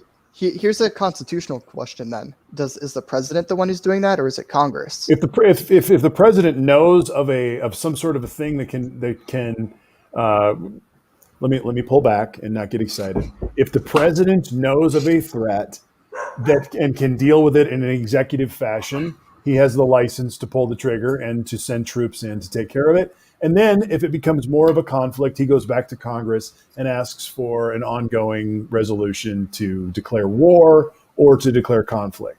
But he can throw down on a moment's notice. And we've been through this, Zach. I know your feelings on the subject, and I hope you've heard me say every time a president takes executive action to attack another country, the opposing party in Congress says only Congress can declare war. Sure. So it's one of those things. Yes, I think in a perfect world, it would go through Congress. Congress would approve it. We'd bomb somebody. But what always has happened is the president is briefed on momentary information or ongoing information. He usually, I believe, has even deployed troops in many situations. Then it goes through Congress for basically some sort of like a budget vote or something where it's like, are you for or against it? And then the Congress goes, we kind of like this police action. And then it's kind of certified and it goes forward. So I know it feels like it's a breach of the Constitution, but I think it's been the mode of operation since. Let's just look at Afghanistan and Iraq. So Afghanistan, we get bombed within days. We're talking about, where are these guys from? Oh, it's bin Laden. Oh, he's here. Oh, let's go to Afghanistan. And it was just go. And any congressional, it was decisions being made, and it was Congress. Everybody jumped in line. Then we come to Iraq, and it was lobbying. It was talking about weapons of mass destruction. It was impassioned UN, speeches by Colin Powell. It was a whole bunch of rhetoric and drama and things. And then finally this moment in March where we took this vote, and this magical vote. And that's why it became such a thing in the 2008 election, is because we all remembered that friggin' vote where it was like, are you going to believe this or not? And Clinton did. And, we went to war. Almost everybody did. Because then, of course, at that point, the liberals had been heard, and we all had to have a vote. We had to make sure Congress spoke. So we did play by the rules going into Iraq, which is why Obama just used it to just whip Hillary when it came to the election, because he was just like, you fell for it. I didn't. And a lot of people remembered that. It was just like, yeah, she did fall for it, and he didn't. Yeah. Right. I mean, I would say that we've exceeded the congressional scope, though, like going past, I think, killing Osama bin Laden in Afghanistan specifically. I feel that's what Joe was saying, too. Yeah. Yeah, that is what he was saying. Yeah. So, I mean. But then you're in this shitstorm, and it's like, well, it costs you a lot potentially to leave, right? And that's where we've been for a long time. There's a lot of reasons to stay. And the guys on the ground and the people on the ground could give you all those reasons why that guy over there is going to do this, and those people over there are going to do this, and we're bribing this guy to make sure this happens. I mean, we've been doing that for 20 years, running around with cash in our soldiers' hands to keep things from blowing up, and then taking care of business when we had to. It's ugly. Another, I guess, for more context from where I'm coming from, I'm against U.S. interventionism, and this is kind of what this is, right? Maybe some people out there, maybe some people on the panel think that we need to do U.S. interventionism. Unless there is a Holocaust type event, or unless the U.S. is directly attacked, I don't think we should have interventionism. And I know Afghanistan, we were directly attacked, but once again, as Joe Biden has said, Joe Biden said it. 2011, that's when we should have gotten out. Our priority wasn't to nation build. So Joe Biden seems to be anti-interventionism as well. I would challenge you that we didn't get involved in World War II because of the Holocaust. So you need to be aware, Right. In other words, the reason we got involved in World War II was we had the Germans and the Japanese trying to take over the entire world. So we had, and quite frankly, the Japanese kicked us in the freaking groin, killed all those naval personnel in Pearl Harbor. We were trying to just do a Cold War and just supply England until they were floating. But the point being, I would just caution that, yes, genocide, obviously the Holocaust, those are great reasons. But there are going to be times where, someone's building up, they're taking over their neighbors, and you have to decide. It's just like the game of Risk.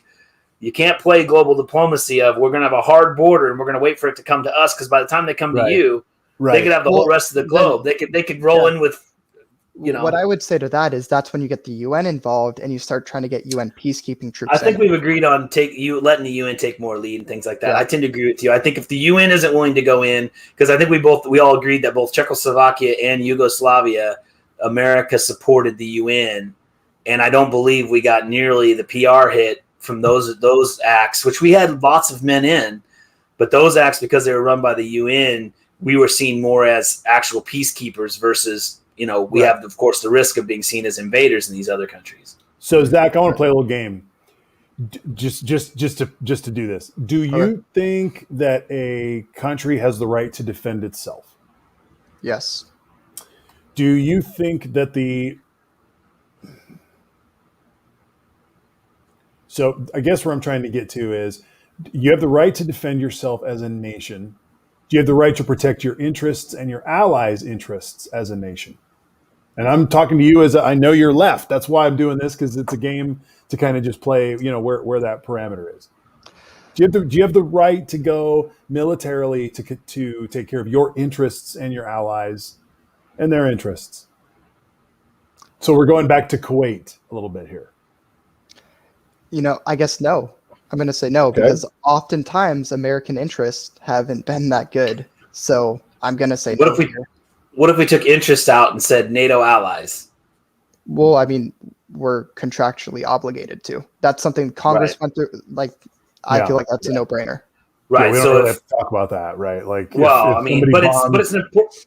Well, actually, do we know does everyone know the NATO list off the top of their head? I mean, there's, France is in NATO, right? Yeah. And France has a bunch of territories. I mean, Reunion Island is part of France, off east of Madagascar. So what if Indonesia invaded Reunion Island? We're going to go there and help France regain its territory. I mean, the point is, and the answer I think is yes, because that's what we've agreed to with NATO. So there's NATO allies. Then there's also just, and I think that's why the whole WMD thing was used for Iraq. Was the idea was Saddam Hussein's a crazy man, which he had proven through his actions. I mean, he was absolutely a tyrant, and we think he has WMD. So then you start to get this point of, it's like, well, if he could, suitcase bomb, New York City and kill millions of people, he's now dangerous enough. We have to go take care of him. Now, it turns out most of that was a lie, if not all. So obviously that sucks. But yeah, I think the NATO idea, I think the idea of letting either NATO or UN, which I guess are very, very similar, but NATO or UN driven makes a lot of sense to me, to just basically say, let's not let American pride get us back into another one of these situations. Because as I pointed out before, France said we shouldn't go to Vietnam. France said we shouldn't go to Iraq. We called them punks both times. Because this is why I'm bringing this up. So if we bring everybody home from Afghanistan and we're all good and we do, we have a summer and everything's great, and then something happens in that part of the world, do you really think the American response is going to be to run to NATO or the UN to protect us? Not protect us. So are you saying that, let's say the Taliban takes over Afghanistan. Is that the scenario? I'm just throwing it out there where American presidents have to lead by leading. But it should be a common interest. Our interest in Afghanistan being free should also be shared by the UN and NATO and bunches of other groups. When those groups say we're not interested, I think what Zach is saying, maybe we need to take a minute. Is that why it's so hard for us to get out? Then is that pride? Well, think about it. If it was a NATO peacekeeping force in Afghanistan, first of all, it wouldn't just be us, and we would be supplying some portion of the forces. And I would assume, who knows? First of all, it's a totally different thing to be living in Afghanistan and see NATO troops go by who are French and Canadian and German and British and all these different types of people versus everything says U.S. Army, everything says U.S. Air Force. I mean, it's just a whole different thing. Well, and of course, some of it would say U.S. because we obviously drive our own vehicles and such. But I mean, the point. I think I like the idea of trying to let NATO and in the UN lead some more. Yes, Marty, there might be a time where NATO and UN say, no, we don't think this qualifies, like they did in Iraq, like they did in Afghanistan. But I guess maybe what I'm sort of agreeing with Zach on is if we followed those groups' lead, we would be less likely to be stuck in the lead in another quagmire. And, this isn't lacking leadership, right? A U.S. president can go to the UN and say, hey, we need to do this together, right? So you can have diplomatic leadership. Not everything needs to be militaristic leadership. So I'm trying to figure out what kind of a friggin' wackadoo neoliberal I've become. Because there's part of me that is like, I remember saying what Zach is saying. I can remember before we got into this war being like, fuck that, dude. And now I'm worried about maybe it's 20 years. Maybe it's having billionaires in Russia and seeing Saudi Arabia now have arms. Maybe it's seeing a re-weaponized Japan and looking at China it feels like, and I'm not talking about America first here, but I am talking about American what am I trying to say? Independence, sovereign positioning itself in the midst of all of these international agreements. I mean, America first kind of killed our ability to do that because it just took us back into like this macho dork mode for a few years. So sorry. Do we think Vietnam went well? No.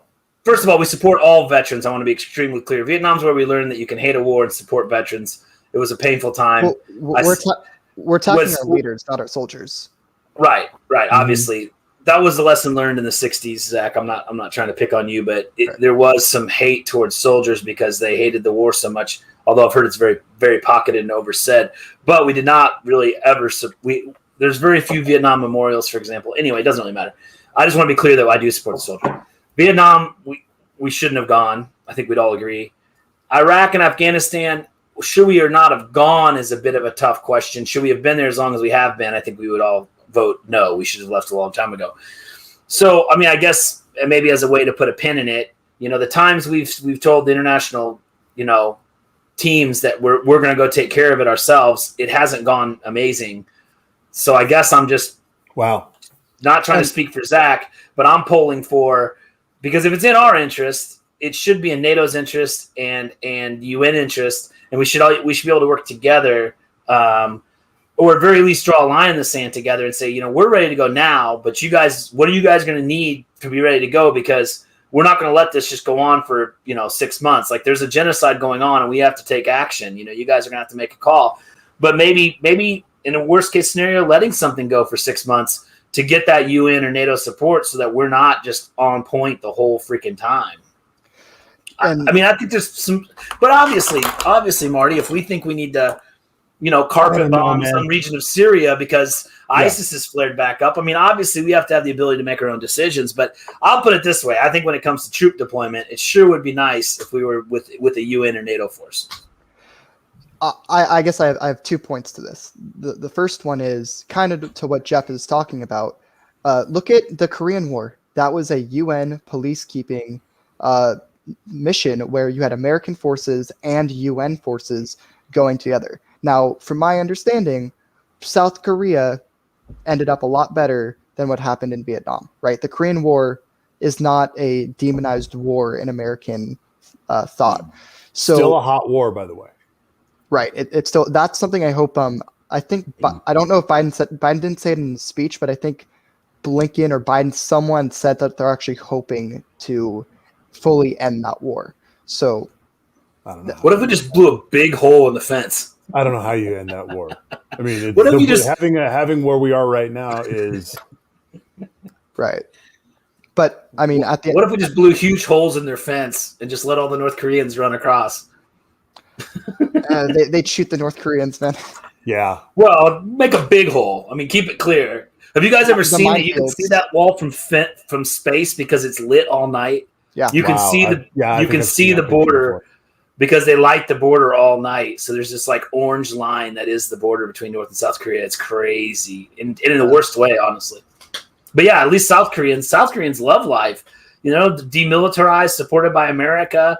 Their pop culture's off the hook. I mean, they're having a blast. I mean, 20 million people in Seoul. South Korea looks amazing to me. I mean, if I could Big speak city. Korean, I'd probably be there.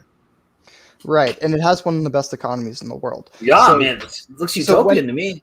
Right. So when you have a UN peacekeeping effort versus American interventionism, I think those are two different concepts, right? They're two different concepts to solve a similar problem. What's our annual budget to South Korea every year? I don't know. Yeah. Military budget. I don't know. I don't know what it is, but I know it is. Yeah, it Well, exists. and of for sure. course- we have bases there.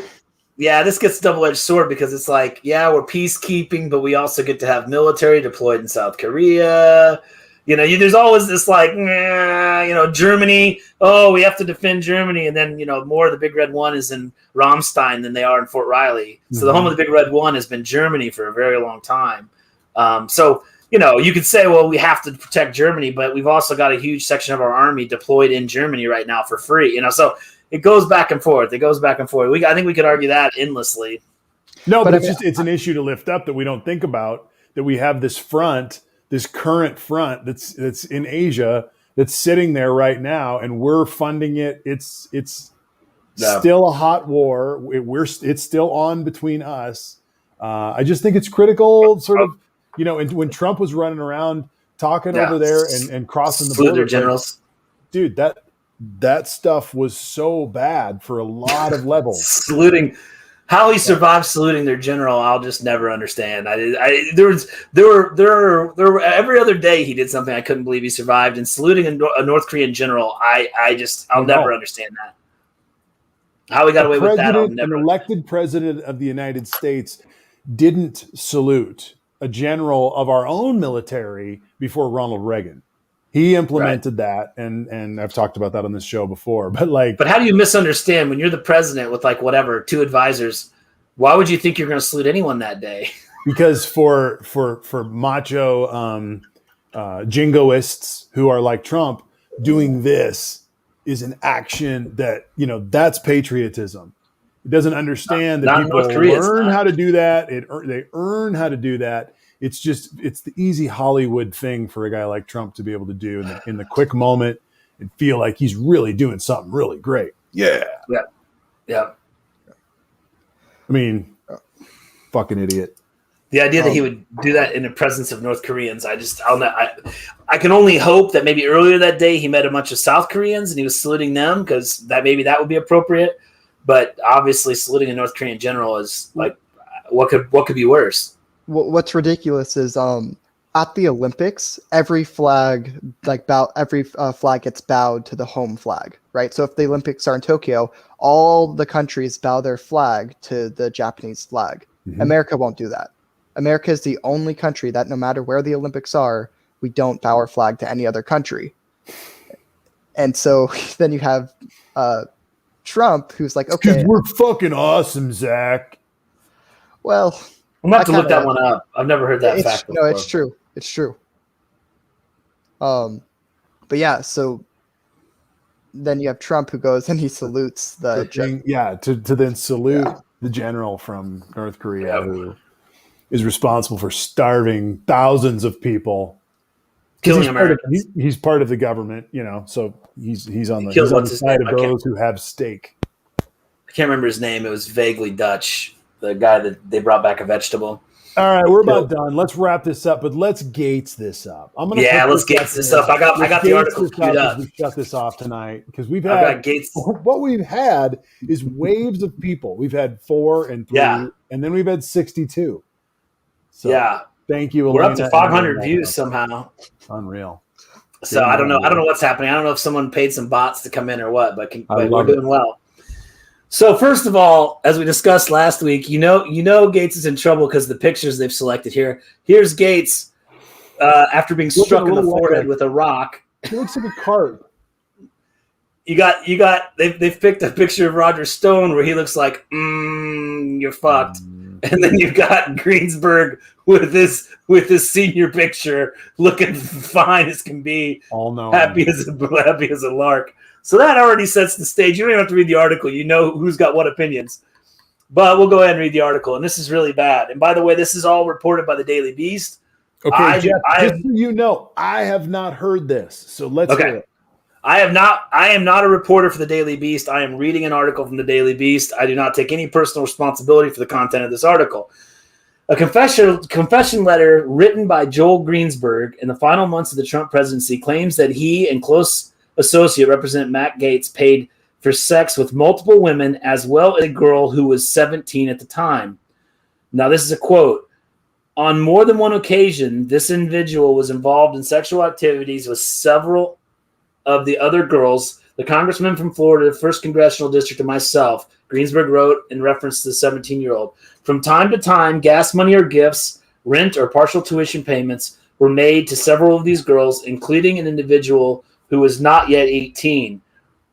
I did see acts occur firsthand in Venmo transaction cash apps, and other payments were made for these girls on behalf of the congressman. There's 2 really gross parts of that paragraph. He witnessed the acts, and there was a minor involved. Okay, next. And the tuition. The tuition, right? Yeah, I mean, tuition, right? Tuition. I don't know if anyone's ever been to a strip club, right? All the strippers are students, and they're doing it for tuition. Yeah, is that they're tuition? doing it for tuition. They're just they're just doing this to get through school. And no shade on strippers. You get it, girls. Or students. Yeah, I love students especially. The letter, which the Daily Beast recently obtained, was written after Greensburg asked Roger Stone to help him secure a pardon from the then President Donald Trump.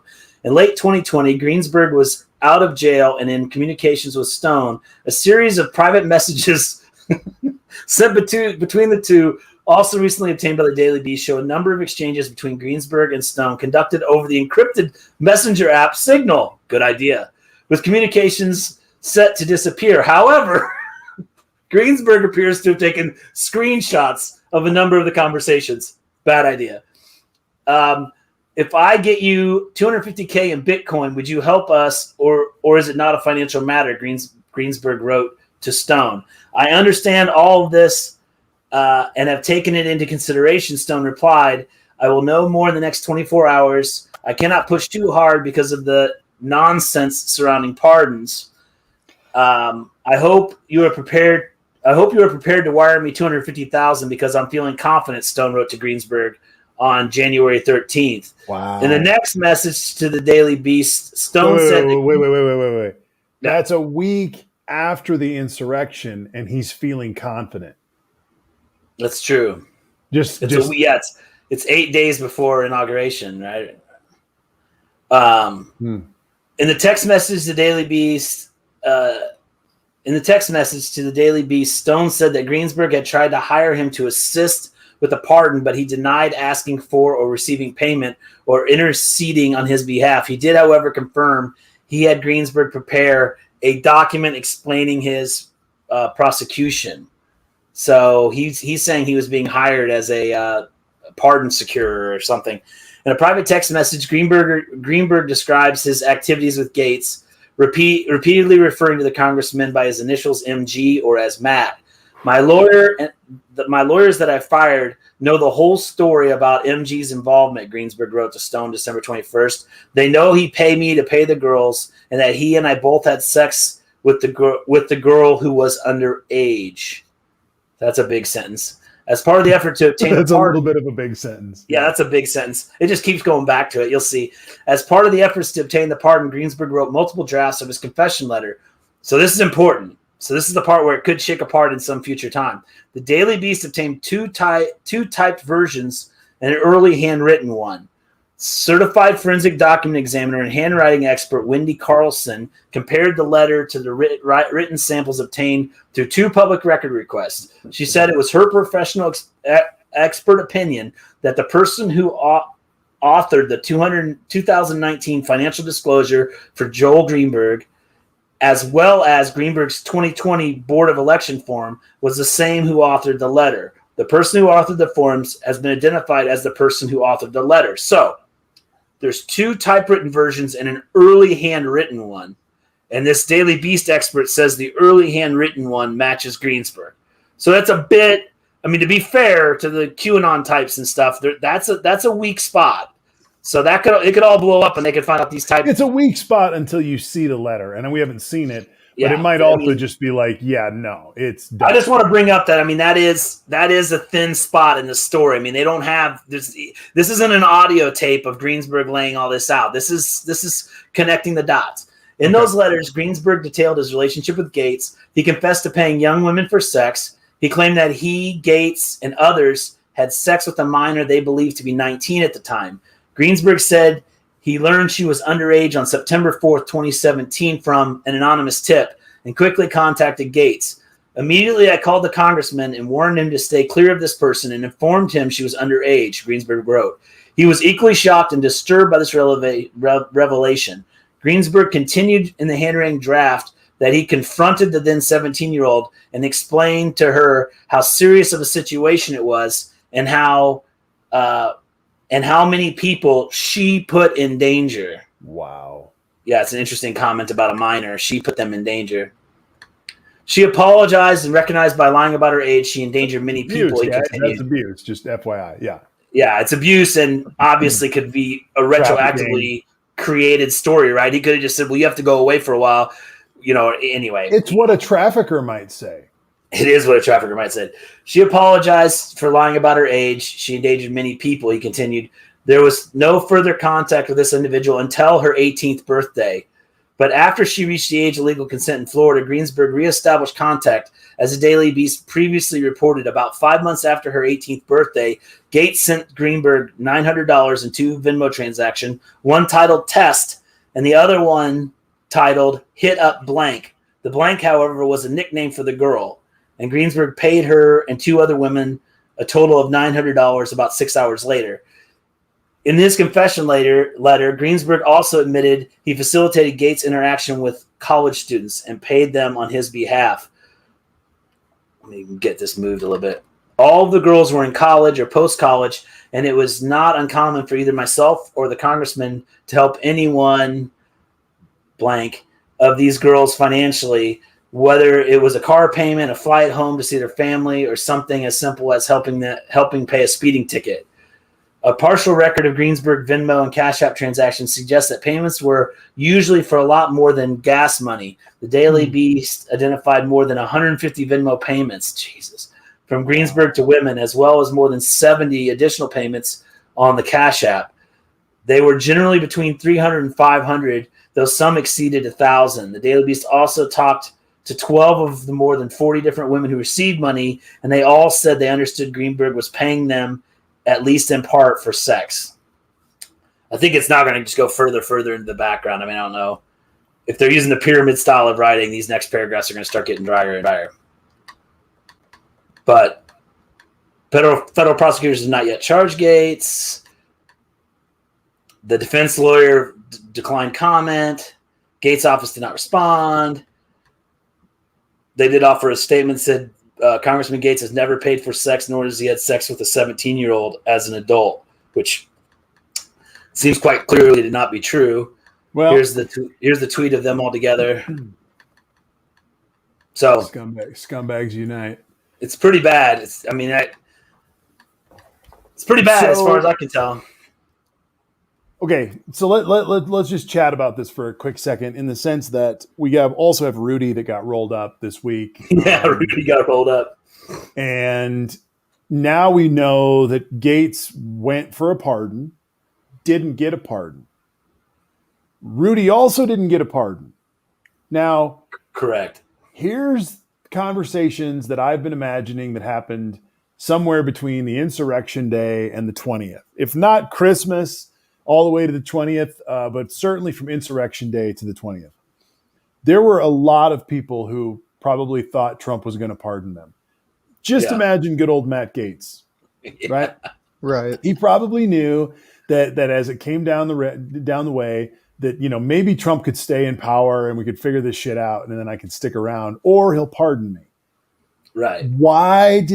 This is the question. Why didn't he pardon him? Here's why. They sat in a room with all these different cast of characters that are going to come down the line. Yeah. And they said, okay, Donald, if you pardon Matt Gaetz, every single story, every single sentence of the story you just read, Jeff, is going to end with comma, and the president knew about it and pardoned him. Correct. Right. Correct. There's no escape if you pardon this shit, especially if you knew about it before it hits. Same with Rudy, same with Barr, same with his kids, which is why he didn't pardon his kids, because we're going to find out eventually when we sit there and go, oh my God, they did what? And then comma, and Trump knew about it and pardoned them is not in that sentence. Right. Imagine being on the Trump side of the fence and getting this document that says, well, we slept with a girl who was under 18. I witnessed it. I did it too. And we didn't know at the time. And I've been paying these girls and all this stuff. And like, you want to be pardoned for that. Like, it's one thing, it's one thing to say, I'm going to pardon Rudy Giuliani for his speech on January 6th, because I think he did it for me. And I don't think it caused the insurrection. And I'm just going to pardon Rudy for like that. That would make sense, because that's from his viewpoint, makes sense. But yeah, like you're saying, like, okay, so like all this would come up now and they'd be like, Gates can't be charged federally because he was pardoned by Donald Trump for these actions. How do you, every one of them. It's like the ultimate catch-22. Like, if you'd said like I did tax evasion, you can imagine Trump being like, okay, well, I'll pardon you. Or campaign finance, okay, fine, I'll pardon you. But yeah, paying for sex with minors, I'm thinking even Trump would be like, nah, man, you're gonna have to ride that one out yourself.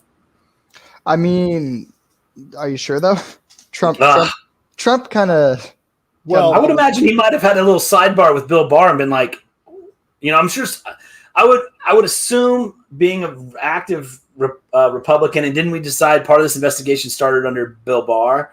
Yeah. I have to assume that at some point Trump, either Bill Barr came to Trump or vice versa. Now we know or it was blocked several times under Bill Barr. Yeah. I'm guessing someone interceded and said, these allegations are true. You do not want to pardon this guy. Like, it'd be one thing if it was a witch hunt. And again, if it was a witch hunt about tax fraud or whatever, illegal gambling or something, like, you might stick your neck out. But when they're like, he wants a pardon in case he's found to have paid a woman to statutorily rape her, I would imagine they all said, don't get into that. Do not go in there. Then he gets labeled as the guy who pardoned the pedophile. Yeah. Oh yeah. Pardon the pedophile. You just wrote the headline. But just remember this, and I'm seeing that we're down to 2 folks, and I think it's a good time to wrap it up. Yeah. Just remember this: the fact that he asked for the pardon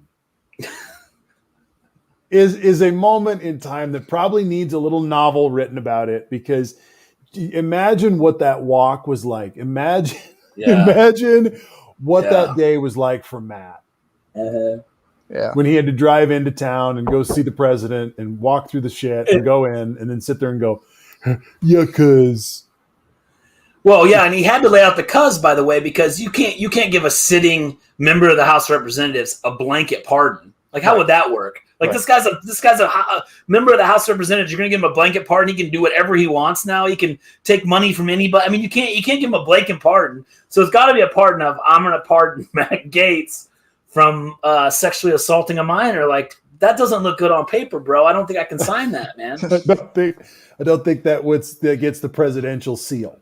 So, but we so do remember. we finally do found remember- the red line, right? Like this is the Apparently. line you won't cross. There it is, Zach. Now we do, by the way. Now this story could get a lot more interesting, which is we do recall, right, that there were statements made that like he could have written a letter to Matt Gaetz, I don't know, notarized or something on January 19th that says I pardon Matt Gaetz for XYZ. Now I think if he had that letter, we would probably already know that. Yeah. But there is a possibility he's been pardoned and we're not aware of it because Donald Trump didn't follow the standard pardoning procedure. I mean, he pardoned people via tweets, basically. So there's a possibility he still has it, which, I mean, that would just be epic, right? But I think there's a decent chance. I mean, literally, guys, I mean, you're going to pardon somebody for statutory rape. I mean, that's a hard pill to swallow when you've got Epstein's girlfriend in jail and all this other stuff hanging over your head.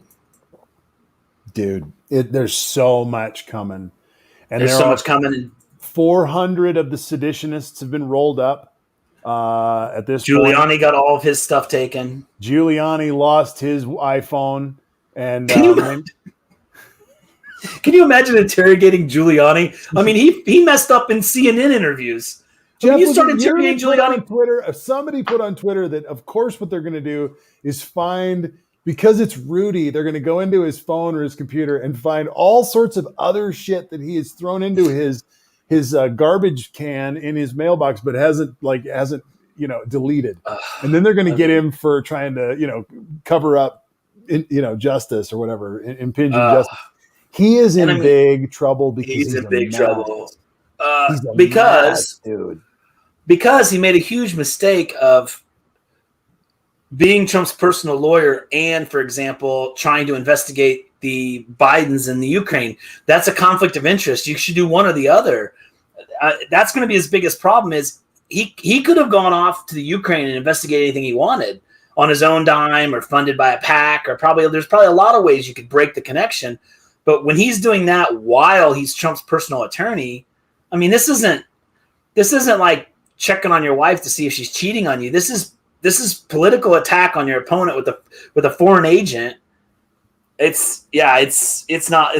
don't predict it's going to be good. And I think Giuliani, I mean, nothing I've seen from him. How many times on CNN would he come out and say, no, I didn't tell Trump to do such and such, sometimes within the same interview. Yeah, I told him to do that. Yeah, exactly. He reversed himself in TV interviews. Yeah, and to imagine what's on his hard drives that they're going to find, which have nothing to do with what they're even looking for. But once it's in front of them, guess what? They had the right to grab it. And now what did we find?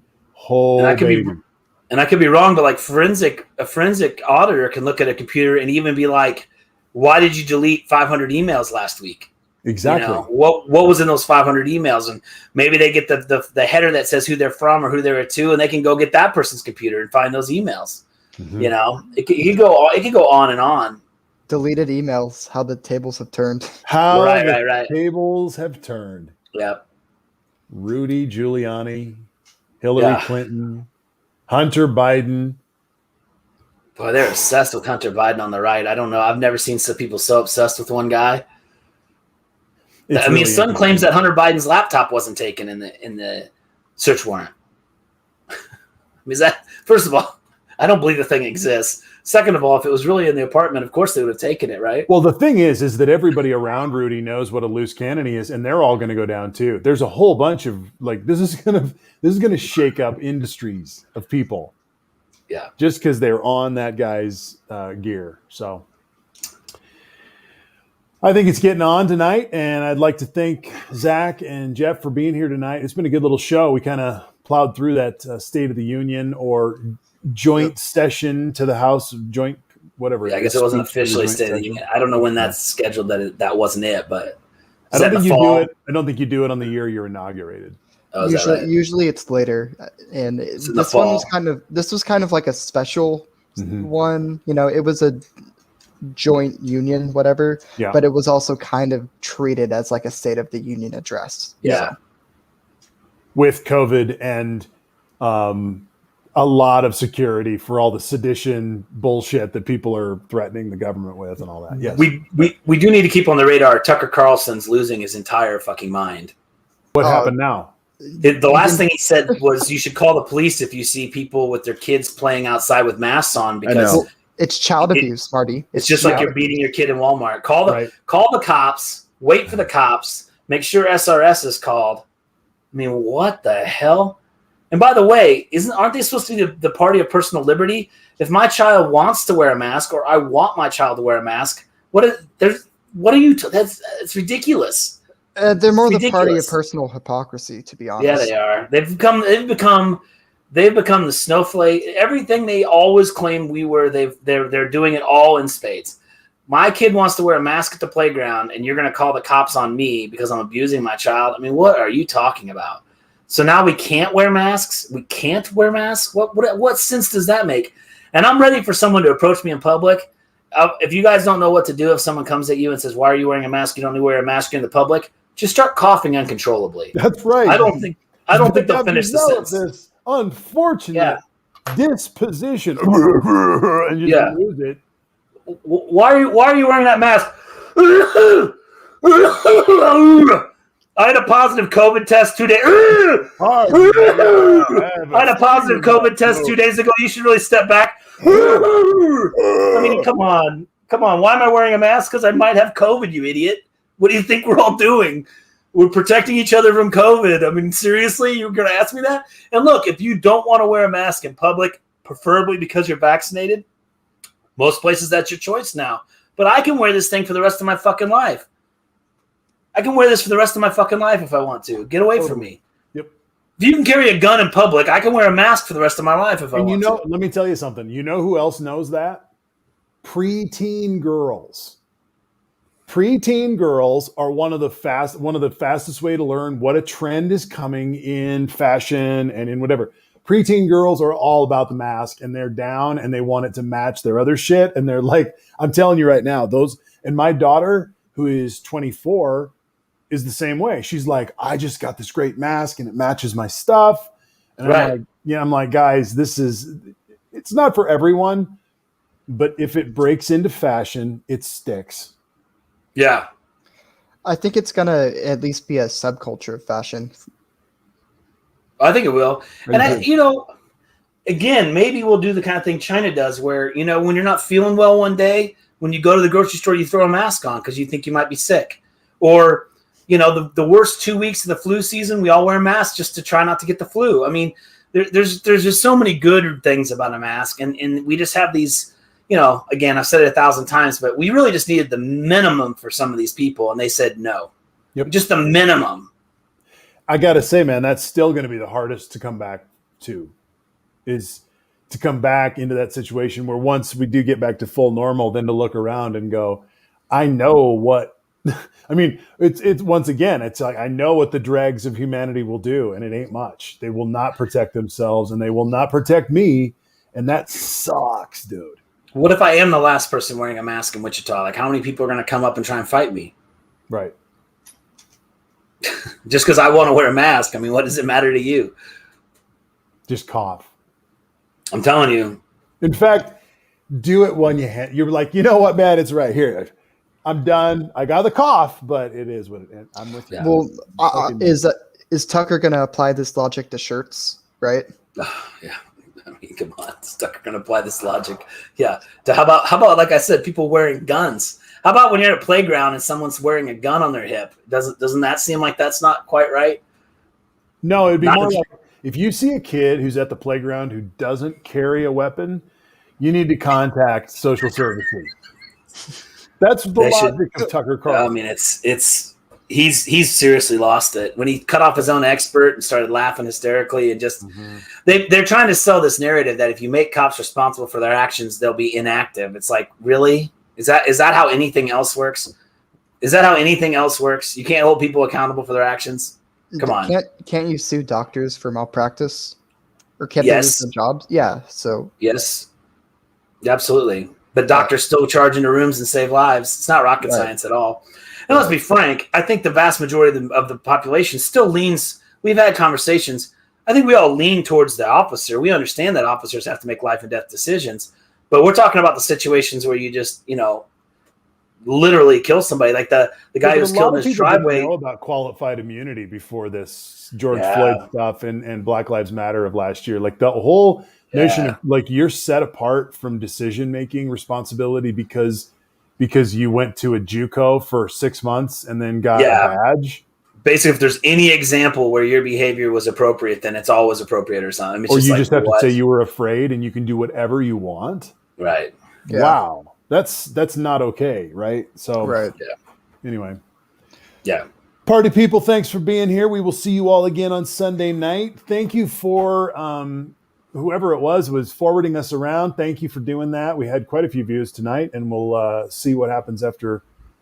We've been noticing folks coming through when we're done, which I think is great. We got up to almost 50 there for a minute. So that's one of the best uses of this medium is it sits here and people get to it when they can. So thanks everybody for being here. Maybe we'll catch up on haps and stuff later on tonight on some other stuff, but just keep safe out there. Keep wearing your mask when it's available and when it's the appropriate time to do so, and also get vaccinated if you haven't. And thank you for doing so if you have. So yes, please rock on, everybody. Have a great night. See ya. See ya.